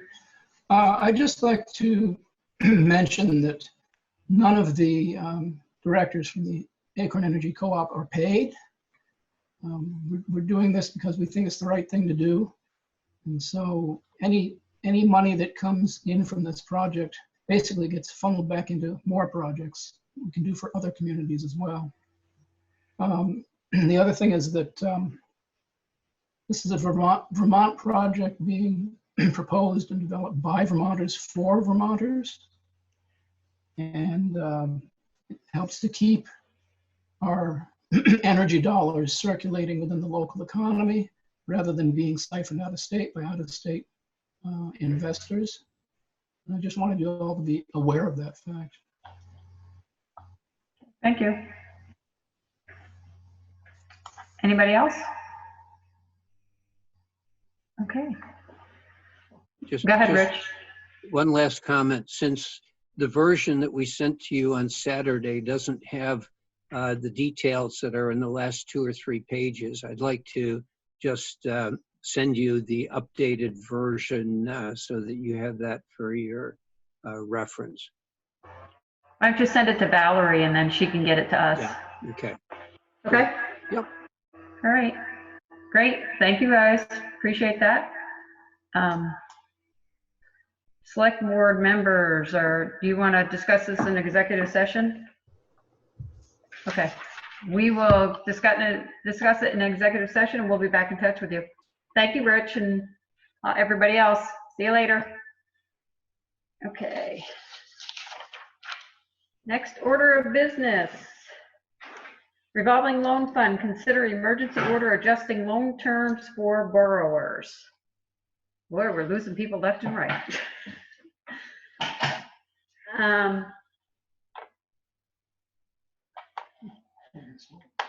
Yeah, I know. Hey, Val, I'm gonna let you talk. I think you can unmute yourself. No, you can't? Okay, let me back up.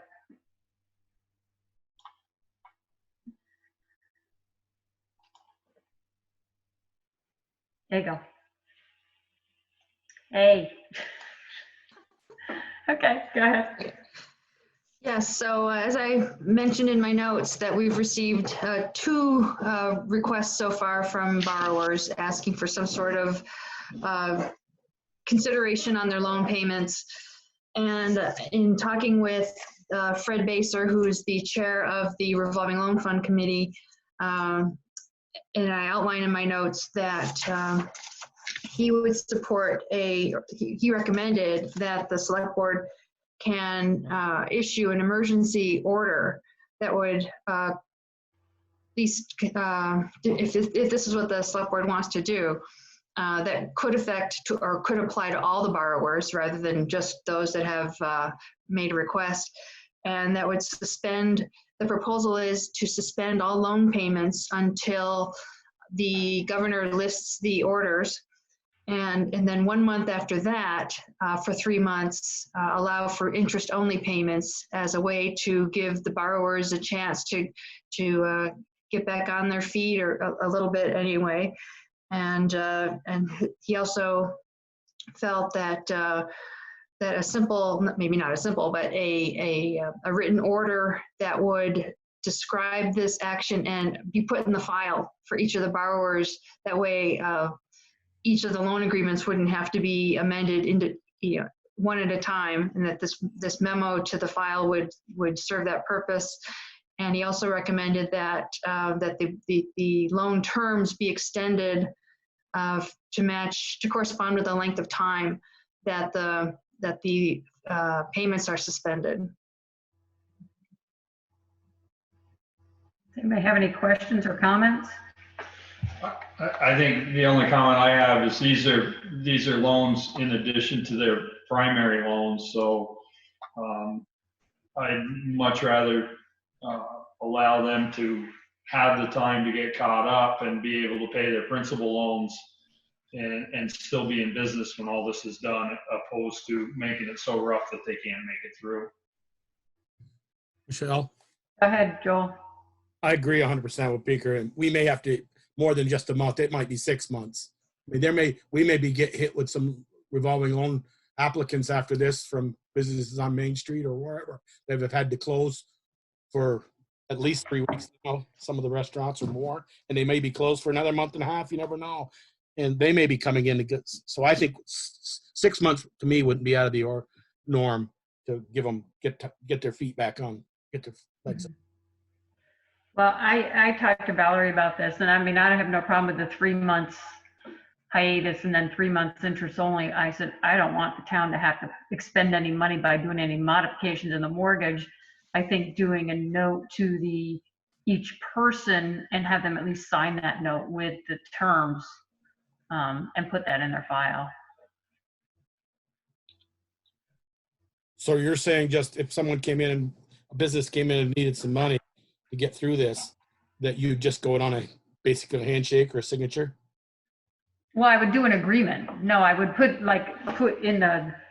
send to them an agreement that says, the town has agreed to stop payments until June 1st or July 1st, and then have 3 months interest only with their term being extended by 6 months. And then have them just sign that.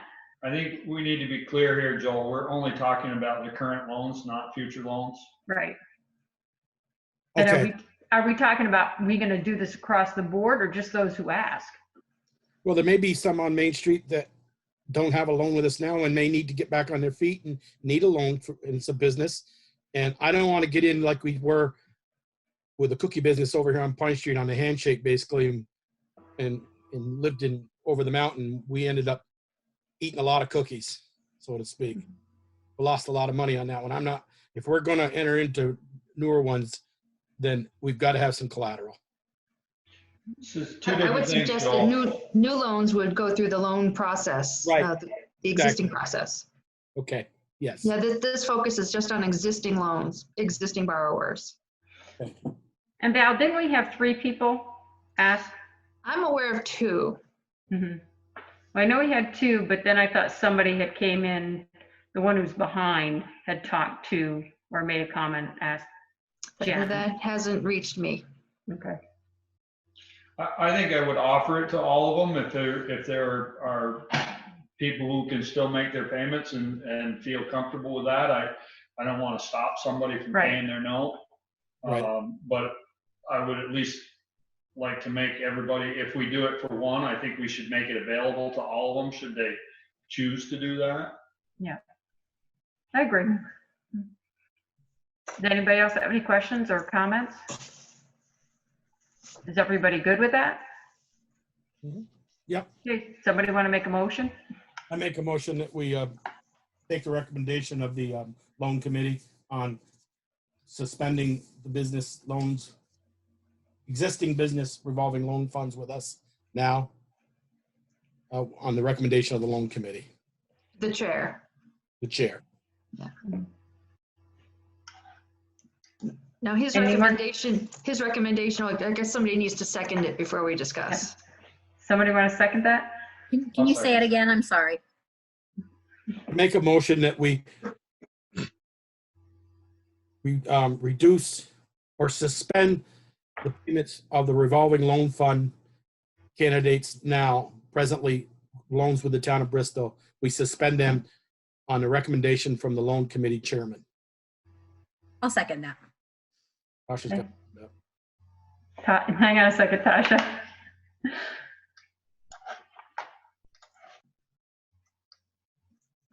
Now, his recommendation was that interest-only payments would begin 1 month after the order is lifted. Did folks want to adjust that? Do we want to say 3 months and then 3 months of interest? Or do you want to wait until he gives the all clear? I just didn't go 3 months interest only after the, interest only will be, start 3 months after the order's lifted for 3 months, and then regular payments will start. So after the order's lifted, it'd be 6 months before they have to start making their regular payment. Did I make that clear? Clear as mud, Tasha?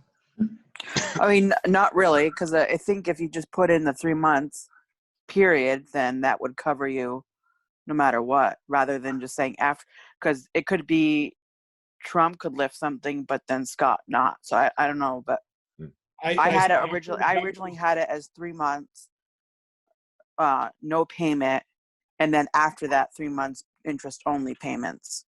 For That is 3 months. correct. For 3 months. Right. Right. Total of 6 months. Total of 6 Right. months. So 3 months So is that what after you're the moving? order's lifted, and then 3 months interest only. No, No, I so think I had- now we're saying 3 months from now and then 3 months interest only. We can always adjust it later if we need to. So Well, I- regardless of when the order's lifted. Right. I was saying when the order, on the day after the order is lifted, at 3 months, the clock begins, 3 months, no interest, and then 3 months of interest after 90 days for up to 6 months, and then they start making the original payment. Okay, you just confused me, Joel.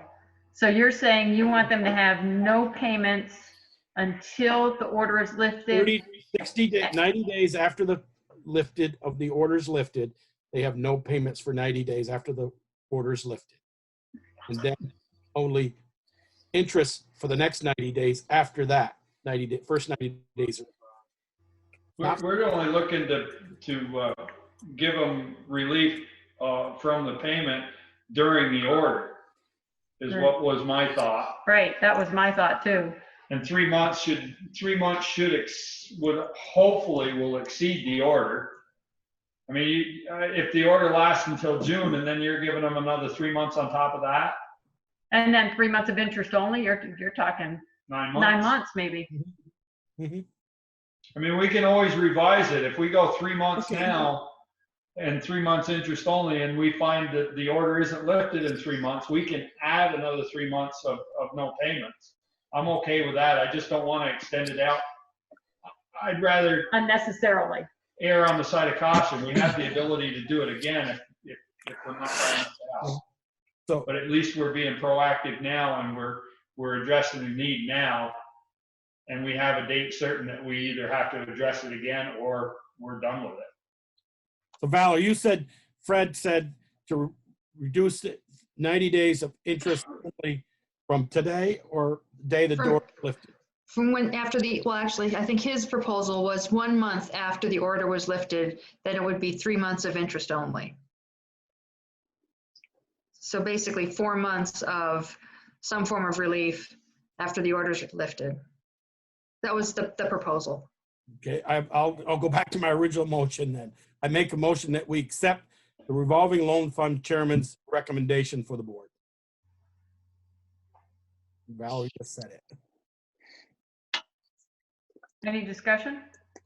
Any We more gotta discussion? We gotta get rid of the other motion. You gotta withdraw your first motion. Okay, I'll withdraw my. And Darla has to agree. Yeah, I agree. I agree. We're all confused, right, Darla? You go, Joel. Okay, so we're back to Joel and his motion to, Accept the recommendation from the revolving loan fund chairman on current Second. revolving loan fund businesses. okay, so does everybody understand what that is? No payments for until, okay, no payments, once the Governor's order.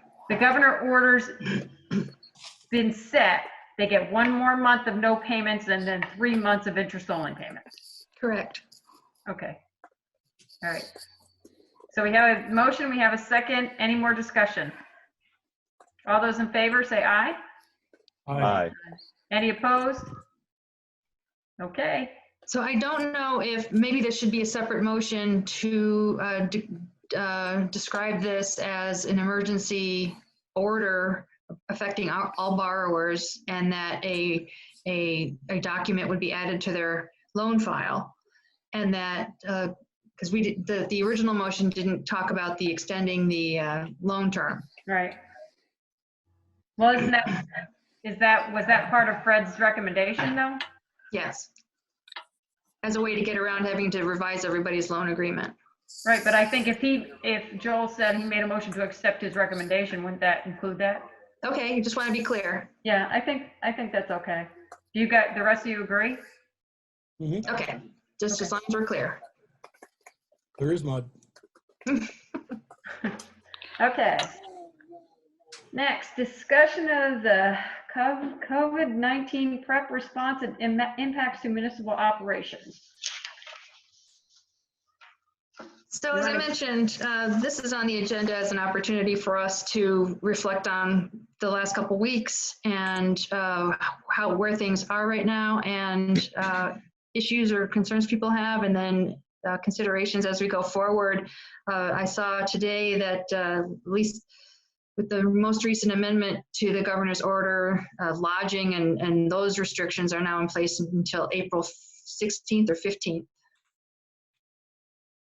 So in any case, it's extended beyond the April 6th that I think we initially had acted on. So I know that Eric is tuned in. How are things going for you, Eric? You're muted. Hang on.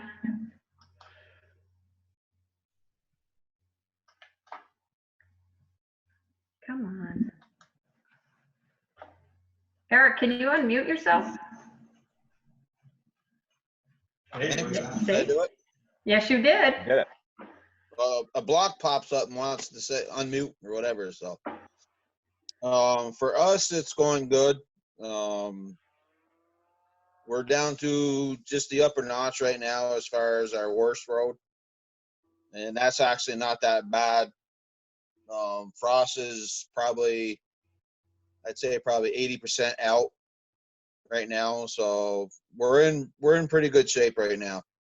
Now, you and I talked about having the fellows come back during the day, back to the shop, but maintaining distances and lining up work tasks that don't necessarily require two people working on something together. And has that started already? No, not as yet. I wanted to see what you guys wanted to do after tonight. I still have the issue with 2 of the employees as far as daycare goes. They have no daycare as of right now. So I don't know how you guys want to play that. I guess it's in a way it's up to you as the department head to sort out how you schedule folks and what accommodations can be made. And I think unless the select board wants to reconsider their earlier decision to have everybody just stay on the payroll because it's already in the budget and these conditions are out of our control, and everybody's affected a little bit differently. So it's not going to be equitable for everybody across the board.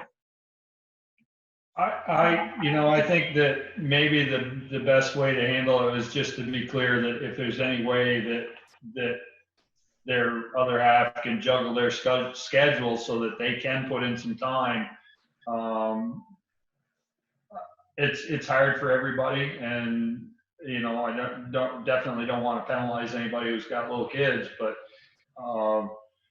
it's not fair to the rest of the workforce to be working 30, 40 hours and two of them sitting home providing daycare.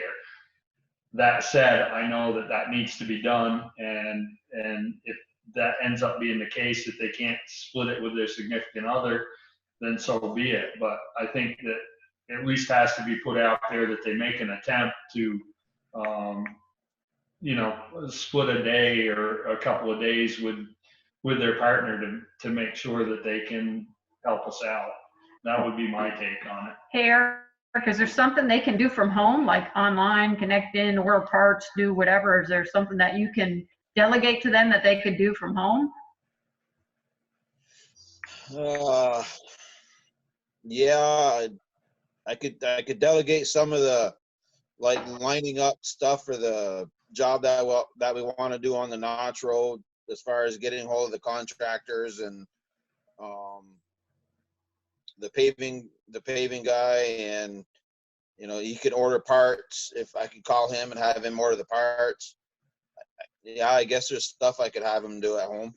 I'm just thinking if they can't come in, maybe there's something that they can take off your load, that you would have to do that maybe they can handle. Yep. Eric, if you want to put them in touch with me, in my other job, that's part of what I do, is help line people up with childcare. So I can give them some resources. And I know I just had a conversation with quite a few home providers that are not on the state list, but are opening their homes to essential workers. So if you want to have them put them in touch with me, I can guide them to a couple of places that may be an option. So I offer that up to you. Okay. All right. I'll give them, I'll tell them to get a hold of you then. Okay. One of them I can get I might be able to get every other day. The other one, being that his two kids are in school and now they got schoolwork at home and his wife is a nurse. Yeah. It's really hard for him to get the time to do anything, because she works at home a couple days a week, but if Kale's not there, then she can't do her work because she's watching the kids and homeschooling and all that stuff. So it puts in a hard situation there. So if she's an essential worker, I thought her daycare could still be open. Her daycare can still be open, but they don't have to be. Okay. And They were running in the after school program. Okay. Which the after school program is closed because school's closed. Okay. Right, but the school did open as an essential worker site. So there are, but they were only taking, I think they're only licensed to take 10 kids. Yeah, I did see that note. Right, but again, have them get in touch with you. If it's something they're comfortable with, I'm happy to walk them through what I can help with. Okay. Also, that there are a few childcare workers that were working at, let's say, Bristol Family Center or other centers that are looking for work and would go to a home. That's up to each individual family. It's not through the center or anything, and that's everyone's comfort level with what's happening. But again, I'm happy to talk to them if they want to. I'm happy to offer that up. Okay, I'll let them know. Okay. And when do you guys want me to start initiating this? Do you want me to call everybody tomorrow and have them start Wednesday? Or do you want to have it start, finish out this week and have them start the following Monday? How do you guys want to play this? I would wait until next week because that's the 6th anyway. I would wait until next week, Eric, because that's the 6th anyway. All right, so just call everybody and tell them to report to work on the 6th as normal. Well, I would say it's Modified normal. right. Yeah. Eric, you there, Michelle? Yeah, hang on. Go ahead. Eric, thinking outside the box here, I get what you're talking about. Our man in Moncton and his wife is a critical right now, a nurse down at Porter is, offer him maybe he could work Saturday and Sunday, 12 hours. There's a lot of street corners to sweep and things of that nature. And there's, he's got 24 right there when she's home. And maybe he comes in and says, I could give you a few hours, come in at 4 in the morning, work till 7, 5 days a week. Right there, there's 39 hours. Just kind of give him some options, I think, and so he can get back home by 8 o'clock in the morning when they were getting on a school bus instead. Maybe throw in some options. All right, he'd probably work with that. I don't know if he would work both days on weekends, maybe but not. he would probably definitely work some. And then if he comes in early, and if you guys are okay with him coming in early in the mornings, I could have something for him to do for the 3 hours or 4 hours early in the morning. Yep. I'd rather get a half a loaf of bread out of them than nothing. Okay. I think they're going stir crazy just being home. They want to work. And, I'm sure they are. So that's an option. You could say, you want to come in and go home at 7:30, 8 o'clock in the morning. Come in at 4. Okay. It's an option. Yep. We can figure something out. And I've thought this out, instead of them touching the time clock, is just say, stagger them, one in the office, don't even bother punch in. Just, that would be my recommendation. You don't get anything where they wipe it down every time after somebody punches in. I don't have to touch clock, just card. Yeah, that's true, Peeker. But yeah. And Eric, I wouldn't have them all come in like the same day. I might do, 2 Monday, Wednesday, Friday, 2 Tuesday, Thursday, or something, just so you're not in that close of contact. Right. There's 2. Yeah, depending on what we got lined up. I mean, we could, if we're grading and graveling, there's 4 people right there that I can keep busy. Right. Okay.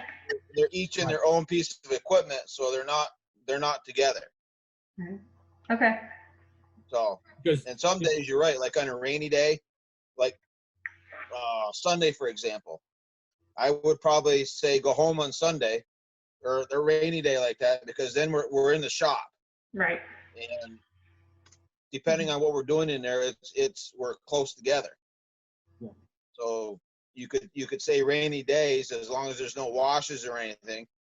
As of right now, we could say the rainy days are, a no work day. Mm-hmm.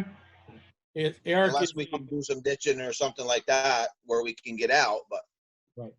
Eric, is Rathburn's pit open or no? Can't be open? No, not yet. Okay. They're not open, and we can't get any sand if that's what you're thinking of until after July. What's that? Can't get any sand until after July. That I know where you're going with that, and that's a good idea. That's a good idea.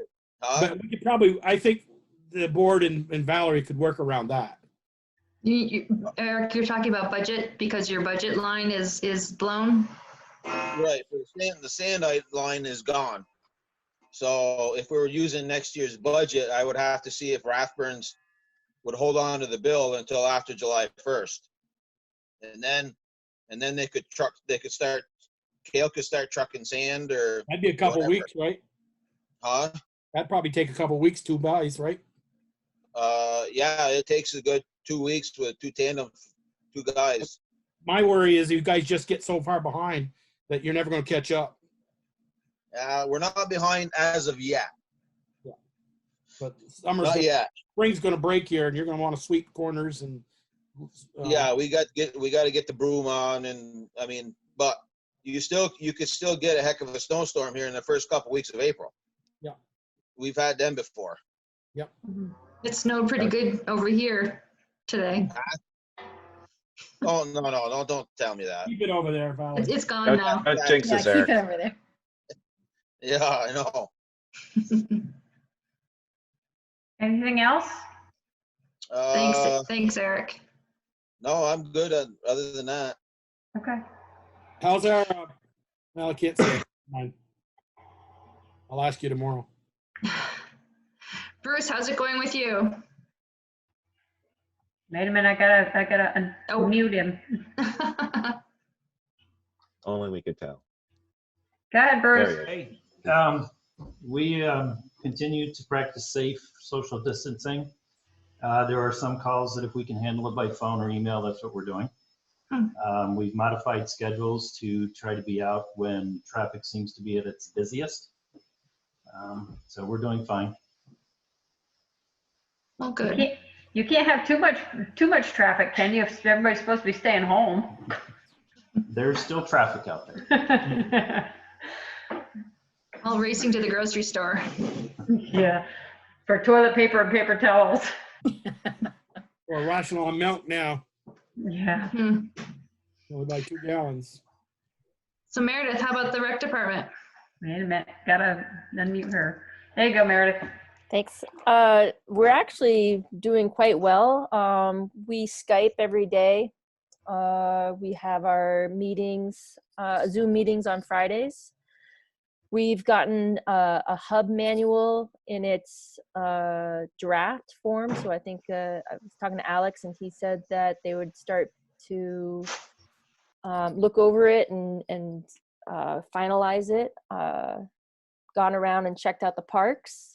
There's a couple of things that we could do at every park that we have. Eagle Park's got some tree trimming, low branch stuff.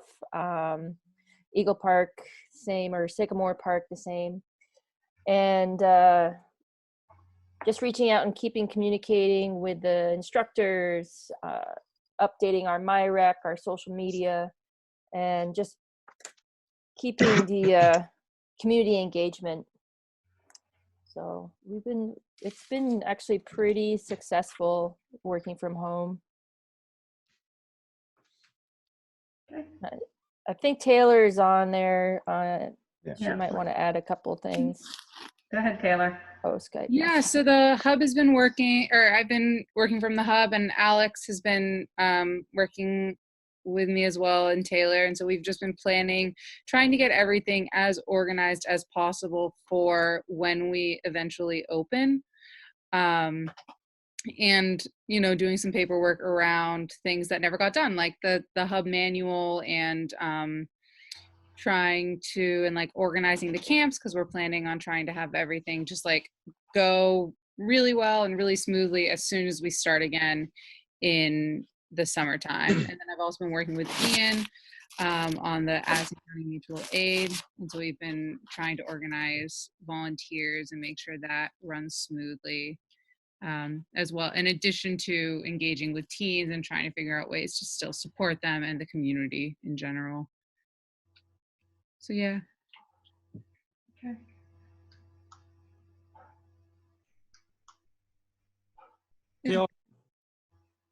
Michelle? Diane, I'm going to try and unmute you or unmute yourself because I want to hear if you have any concerns. You might have to unmute yourself. You can do it, Diane. It's not letting me unmute her.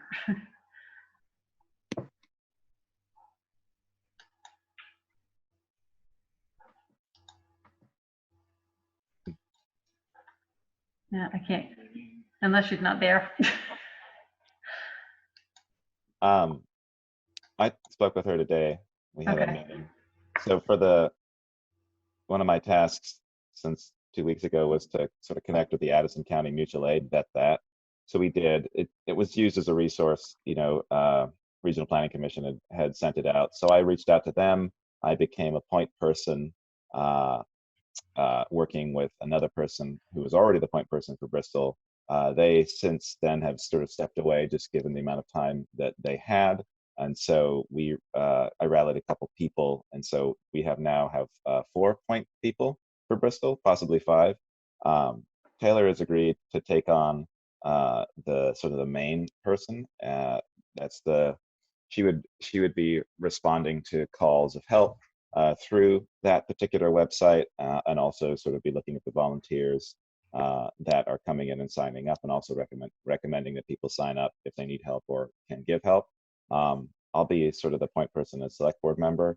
We also have Diane Cushman, town health officer, who's working, as well as Linda Andrews, a community member, who's a retired nurse. So, you know, we have a good group of people who are sort of monitoring for Bristol now. And so we'd like to make sure that people get the information and are sent to that website, or contact Taylor to be able to make use of that resource. Okay, great. Go ahead, Joel. Taylor, I know you can't have much control on Sundays, but I'm wondering, should we at least I went by yesterday, and a number of cars at the hub or parked in the parking lot, kids on the skateboard ramp. Should we have signs on that says, or maybe you do have signs there and they're just overlooking them, not really taking this, you know, to heart? Should we have signs that say that skate park is closed until further notice? Taylor, I think you can undo yourself. For me? No, Taylor. Okay. I put up signs today actually on it. I was trying to figure out how busy it would be, and then I was notified that it was pretty busy. So I put up signs today around staying 6 feet apart specifically. I think we've been trying to, I guess that was my feelings. I didn't know if we could say the skate park was closed exactly, since it's just an open field, or if we have that ability as opposed to the rec club. Well, I'm actually sending Troy, the rec club president, a text right now as one of the members of the rec club, that should we close the park? As soon as this weather breaks, they're going to be over there playing ball and stuff. I'm not saying you're going to stop them, but at least they say, you know what, they did their due diligence. They put a sign up. Yeah, and so I'm totally. Sign. You can't make them stop going 30 miles an hour if they want to do 40 and a 30. Absolutely. Yeah, so no, I'm totally on board with saying the skate park is closed. Yeah, I put up signs today around if you you have to stay 6 feet apart. If you can't do that, please go home. But saying I can update and put up more signs tomorrow that says the skate park is closed, or if the rec club wants to have some to say like all the parks are closed, I can put those up as well, or instead of. Yeah. Go ahead, Val. She needs to be unmuted. No, hang on. Hang on. You might, I mean, given that we can see, well, who's connected, you might want to just unmute everybody. We could just speak. I tried to do that before and it didn't unmute everybody. Oh. It's because you have to click. Everyone has to click the button on your screen. Okay. Afterwards. And then leave it, right? Yeah, and if you want to mute yourself, you can. Okay, so I think I've unmuted everybody, so now it's individual. Okay. I wanted to circle back on that Addison County Mutual Aid. I went to the website today and it still lists the former person as you and the former person as the contact. Yep. And you had shown us a document you were given as part of a package of information when you first signed on that I guess the town clerk's offices would have a number where when people called, they could direct people to the contact person and a phone number. And in terms of public messaging at this point, it would be nice if we could put together a press release of some sort, a solid message letting folks know which number it is to call and just some of those arrangements, who the contact people are and that kind of stuff. So I emailed the people who run the website, and we're on Slack now, and I've asked them to change and update the information since we have Diane and Linda also working on this, so it's sort of quickly changing. I'll contact and reach out to them again. I think through the email, they're just getting a lot through that email, so I know the person to contact and I'll follow up. As for the phone number, Taylor and I and Linda and Diane, we spoke about that today. One of the ideas that we had, Taylor was willing to volunteer her own cell phone number, which maybe she doesn't want to do, given how things might play out. One idea was to use the hub number and contact Waitsfield Telecom and have them forward that number to her cell phone. At least you could get it through your cell phone, but then you can disconnect that after a certain period of time if it's not necessary, as opposed to giving out her number. I think that's a great idea. I think it's that's really good. It's a town number. We can put it in a press release, and then even if you're still getting calls through that, well after this, it would still be it would be going to the hub. Speaking of public messaging, folks might have noticed that things went out on social media almost every day until recently. It kind of slacked off. And I did get a press release into the Addison Independent, but are folks aware of any other kind of messaging that should be happening now, or any suggestions? Any feedback? We know for the mutual aid, we've been trying to figure out how to distribute information to the folks that aren't on computers. Right. And so we've been brainstorming different ways to, basically distribute the information of like, this is a resource that you can reach out to, but isn't contingent on going on Front Porch Forum or anything like that. We've decided maybe utilizing more the community aspect of Bristol and distributing maybe pieces of paper in mailboxes or something that just say, if you need help, please reach out. Very simple. And we're still kind of figuring out what that will look like, but that's one of our thoughts around trying to make sure that because a lot of the most vulnerable people in our community don't necessarily have access to computers and aren't on Front Porch Forum, so trying to make sure that those folks have that information is really key. Does the laundromat have a bulletin board where a notice could be put up? It does, yes. Okay. Yep. It gets overwhelmed fairly quickly though. With I bet, I'm sure. But yeah, if we print it large enough and cover it. It is tricky right now to get information out. There are a couple of projects that I've been working on for diapers and formula for families that don't have it. And it's hard to collect it. It's hard to distribute it. It's hard to get the information out about it. It's all of the normal things aren't happening. So I understand the challenge, Taylor. So if I think it's brilliant, I'll let you know. Meredith, go ahead. I was just going to say there's 12 spots where we can hang flyers that hit almost everybody in a little bit of the town. And some of those storefronts, we could post something like Emerald Rose. I know she's closed, but we could put a flyer there. Yeah, that's good. Yeah. I was gonna say, covers usually let you put it in their windows too. Yeah. Okay, I'll design something based on the information that we're already sort of using when Taylor did the food shelf. And it's just a simple sort of message using Taylor as a contact person, also going to the website. So I'll design something and we'll get that printed up and sent around. Oh, fantastic. Thanks. Before we do that, Ian, I need to make sure the forwarding number works. Yeah. And that happens because I don't want to distribute a phone number that I'm not checking regularly. Yeah. Let's call Waitsfield Telecom tomorrow or reach out to their chat and see if we can just get that forwarded and figure out the cost, because I think there was a small cost involved in that. Yeah. Okay, anything else then? Before we leave departmental stuff, I just want to acknowledge Sharon and Jen, who have been going to the town office pretty much every day and handling the day-to-day things and keeping things moving. And I just want to thank them for doing that. Yep. And they're doing okay there? They seem to be, yeah. The phone, it's busy on the phone. And they still have to issue certain certificates, but they're keeping busy for sure. Well, I have to say that we got notice from like the town of Bridport. They have actually closed completely down from here forward. Yeah. They're not even giving an end date. Well, we did receive some guidance from the Secretary of State's office about, or one of the offices over there, about what essential services for municipal departments and municipal offices. And it was deemed that marriage licenses were not an essential service. So, just be living in sin. They probably already are. Ooh.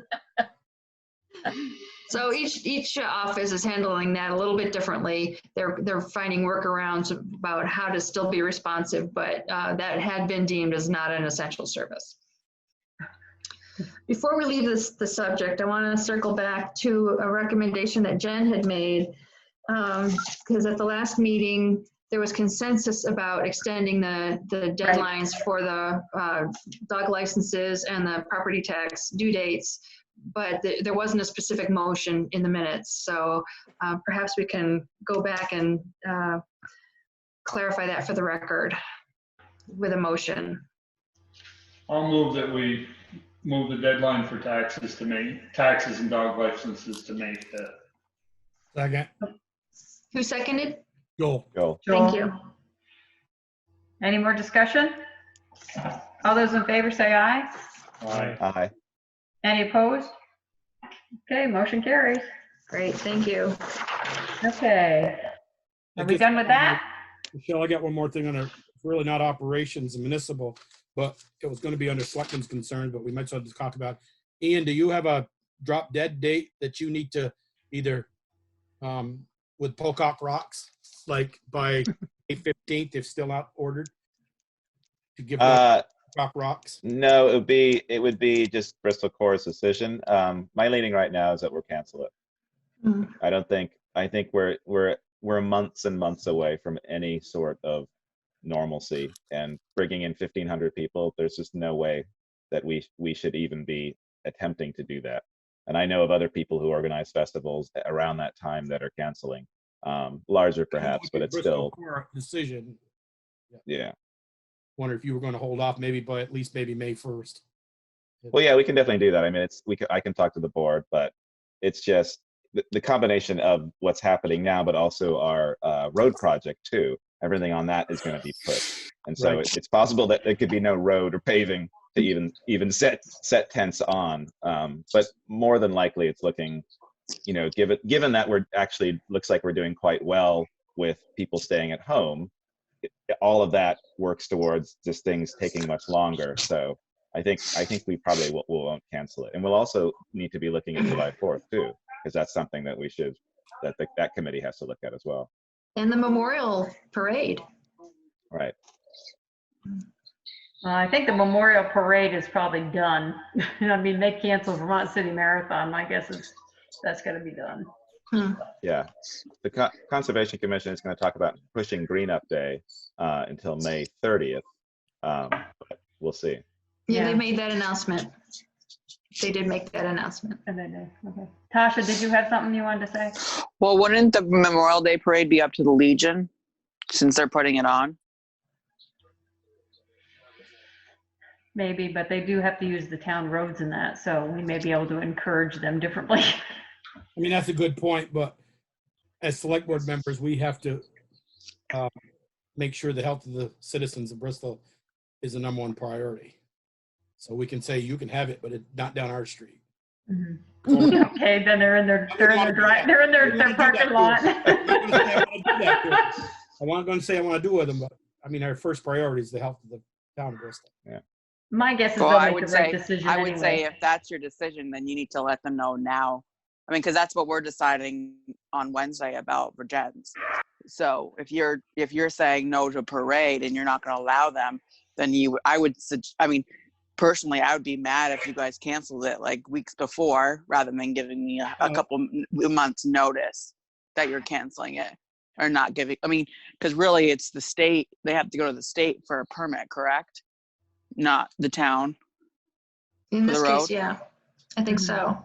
Yeah, same with Pocock too in terms of closing the street. Yeah.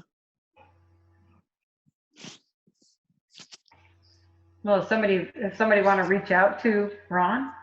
I'll reach out. Okay. I'll reach out to him. Okay.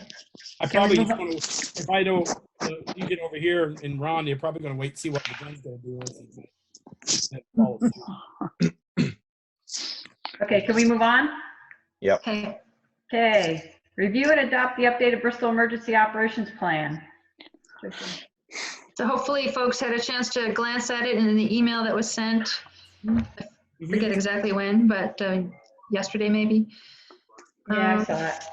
I just updated names of places. So. Right. So something we need to do every year. Somebody want to make a motion to approve? Well, Approve local emergency management plan. Okay, somebody want a second? I'll second it. Okay, now discussion. You have something you want to ask Ian? so the document we have, Peter Coffey will remain on there, is that correct? Correct. He's still the deputy. Okay, so I'm just confirming that. Yeah. Okay, did anything else change from the current one that we have? Some of the school contacts, I think, Okay, got updated. I updated as much of the information as I could from when we did our category 4 exercise. And we were working with the plan during that exercise. So that was quite a valuable experience to see how the plan worked in action. Any more discussion? All those in favor? Aye. aye. Any opposed? Okay, motion carries. Thank you. Okay. Joel, this is here. You have to sign it at some point. Okay. I'll try to swing in there tomorrow afternoon. Review and discussion of a new continuity of operations plan? Well, the very brief conversation about this.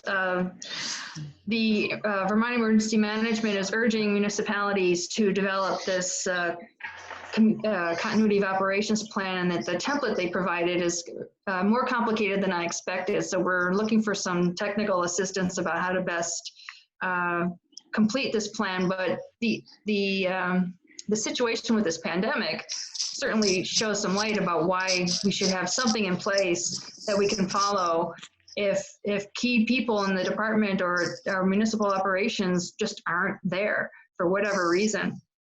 And we need to have a backup plan about who's next in line, who's authorized to do what, and for how long, and how much money are they authorized to spend, and that kind of thing. So it's something that's going to be a work in progress.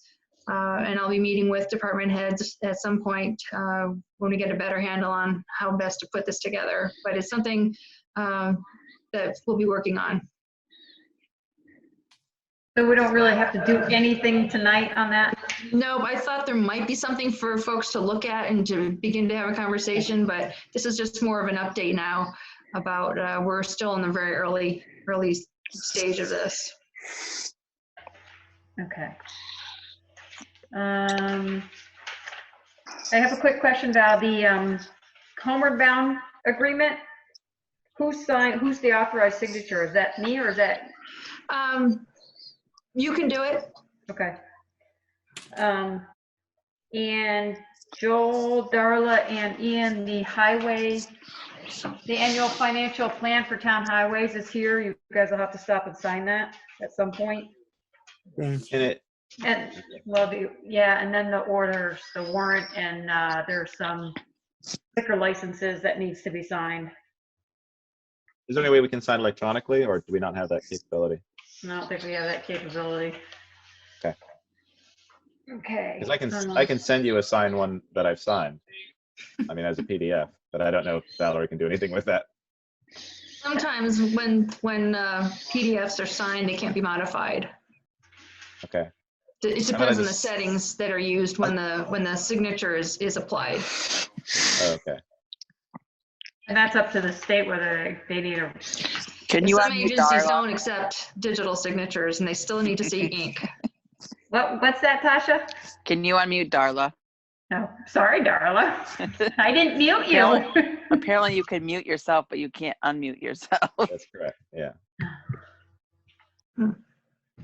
So actually, all we need just one more signature on all of these. Right. Just need 3. Our form to be good, So if Jolie's got to come in and sign that other thing, he can sign them. Sure. I'll be in town tomorrow afternoon.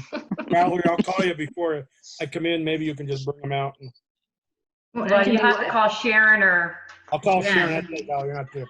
I'll call Yeah, Sharon yeah. and just have her leave them on the counter and walk away from them. Leave a pen. Joel's taking one for the team. Thanks, Joel. Bring your own Okay. Hey, what about us? Oh, sorry. Okay, select board roundtable. Wait, Jolie, how I'll much is start the with accounts you. payable? Okay, how much is the accounts payable? $45,287.78. You got that, Thank you, Tasha? Jolie. You know, Yep. Jolie got it. Okay. All right, go ahead, Joel. I didn't have anything besides that Pocock thing. Okay. Peeker, you got anything? No, Peeker's good. Ian? Nothing major, just I've been obviously working on the mutual aid, keeping the website updated with the COVID resources. We're also going to put the information that we're putting out for the mutual aid on that section, and I think it maybe should be on maybe the front page of the town website in some area, which might be nice. Just if people are going there, they immediately have a resource they can use. On the business side, sort of with Core, I've been sort of just working with businesses, keeping the page updated in terms of what businesses are doing. Obviously, you know, there's the order for businesses not to be operating unless you're essential. There's actually, not that it's an advantage, but a number of the businesses in Bristol are sole proprietors, so they can still operate, which is good for them. And I'm encouraging people to still look at the business list that we have and see who's open or see who can be doing orders via the phone or email or things like that. And also encourage people to sort of use purchase gift certificates, because that's a good thing to support local businesses that you can then use later on. But we're actually getting some great, I mean, just personally, like some of the responses that some of the restaurants are doing, like the Bobcat, to this and how they're adapting has been pretty amazing. Well, I saw they had their trailer out in front of their.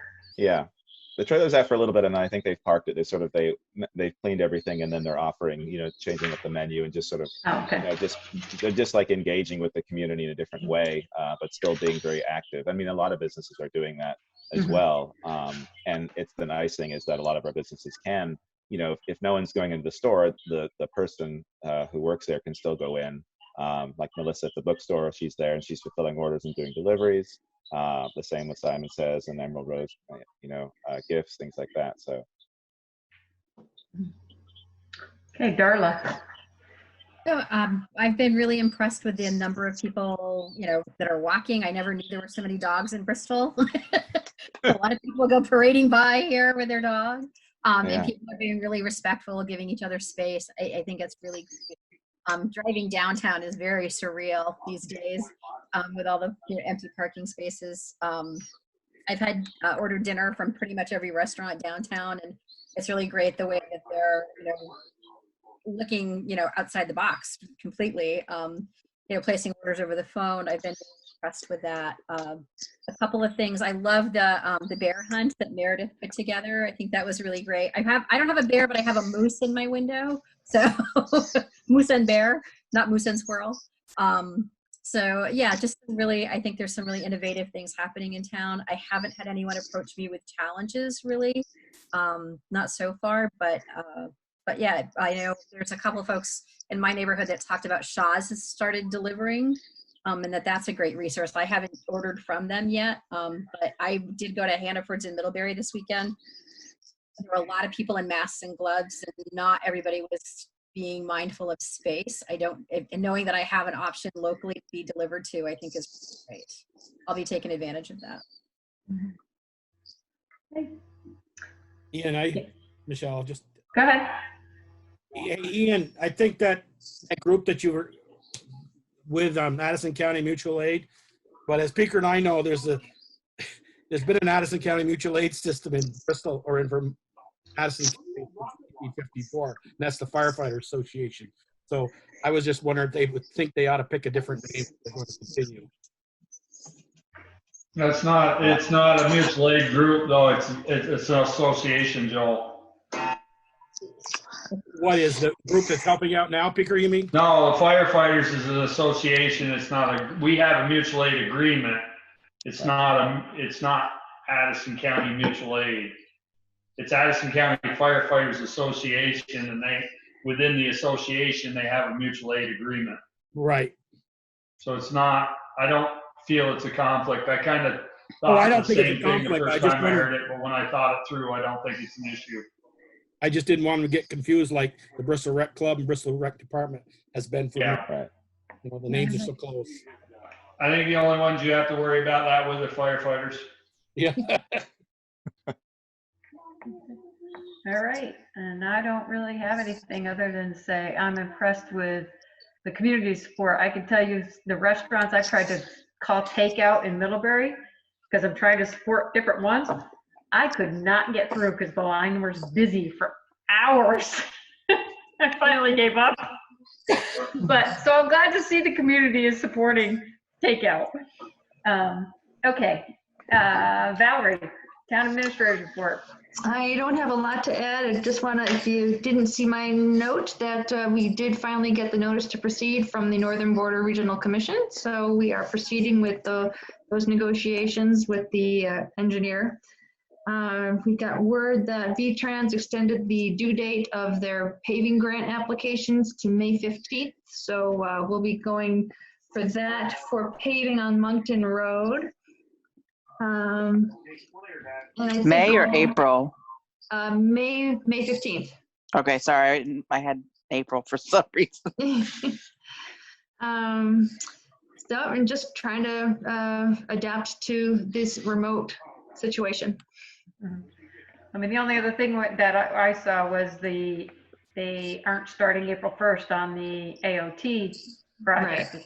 Now they've extended it to April 15th. 15th, right. And April according to 15th. the fact sheet, when they do come into Bristol, they're going to be starting from the airport road end. But they're still going to be starting in Virgins first, right? Yes. Yeah. So whenever they start, it's still Virgins. Yeah. And I'll be here. Okay. Right.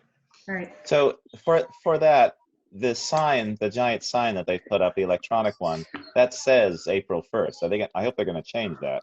I was thinking that today when I went by it. Yeah. Yeah, I got notification a week or so ago that they'd pushed it out to the 15th, and Right. I wouldn't be surprised if that gets pushed a little further. Me either.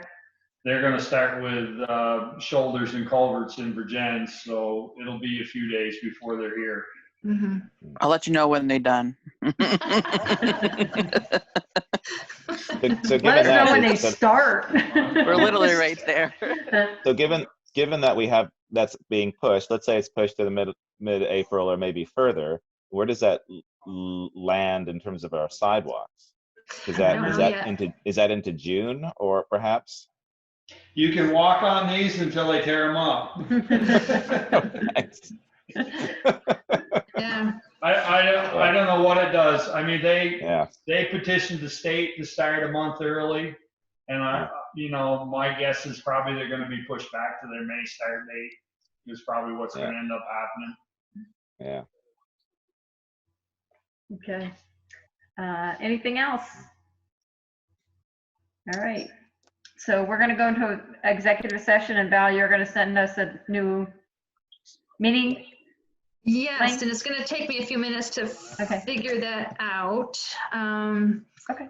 I'm going to stop the recording on this. I don't know what needs to happen, if that needs to finish doing what it needs to do before I can initiate a new meeting. I'm not sure. All right. Let me make the motion, and then. You're going to make it. Okay. You're going to make a motion to go. Yes. So this would be personnel and contract negotiation. Okay.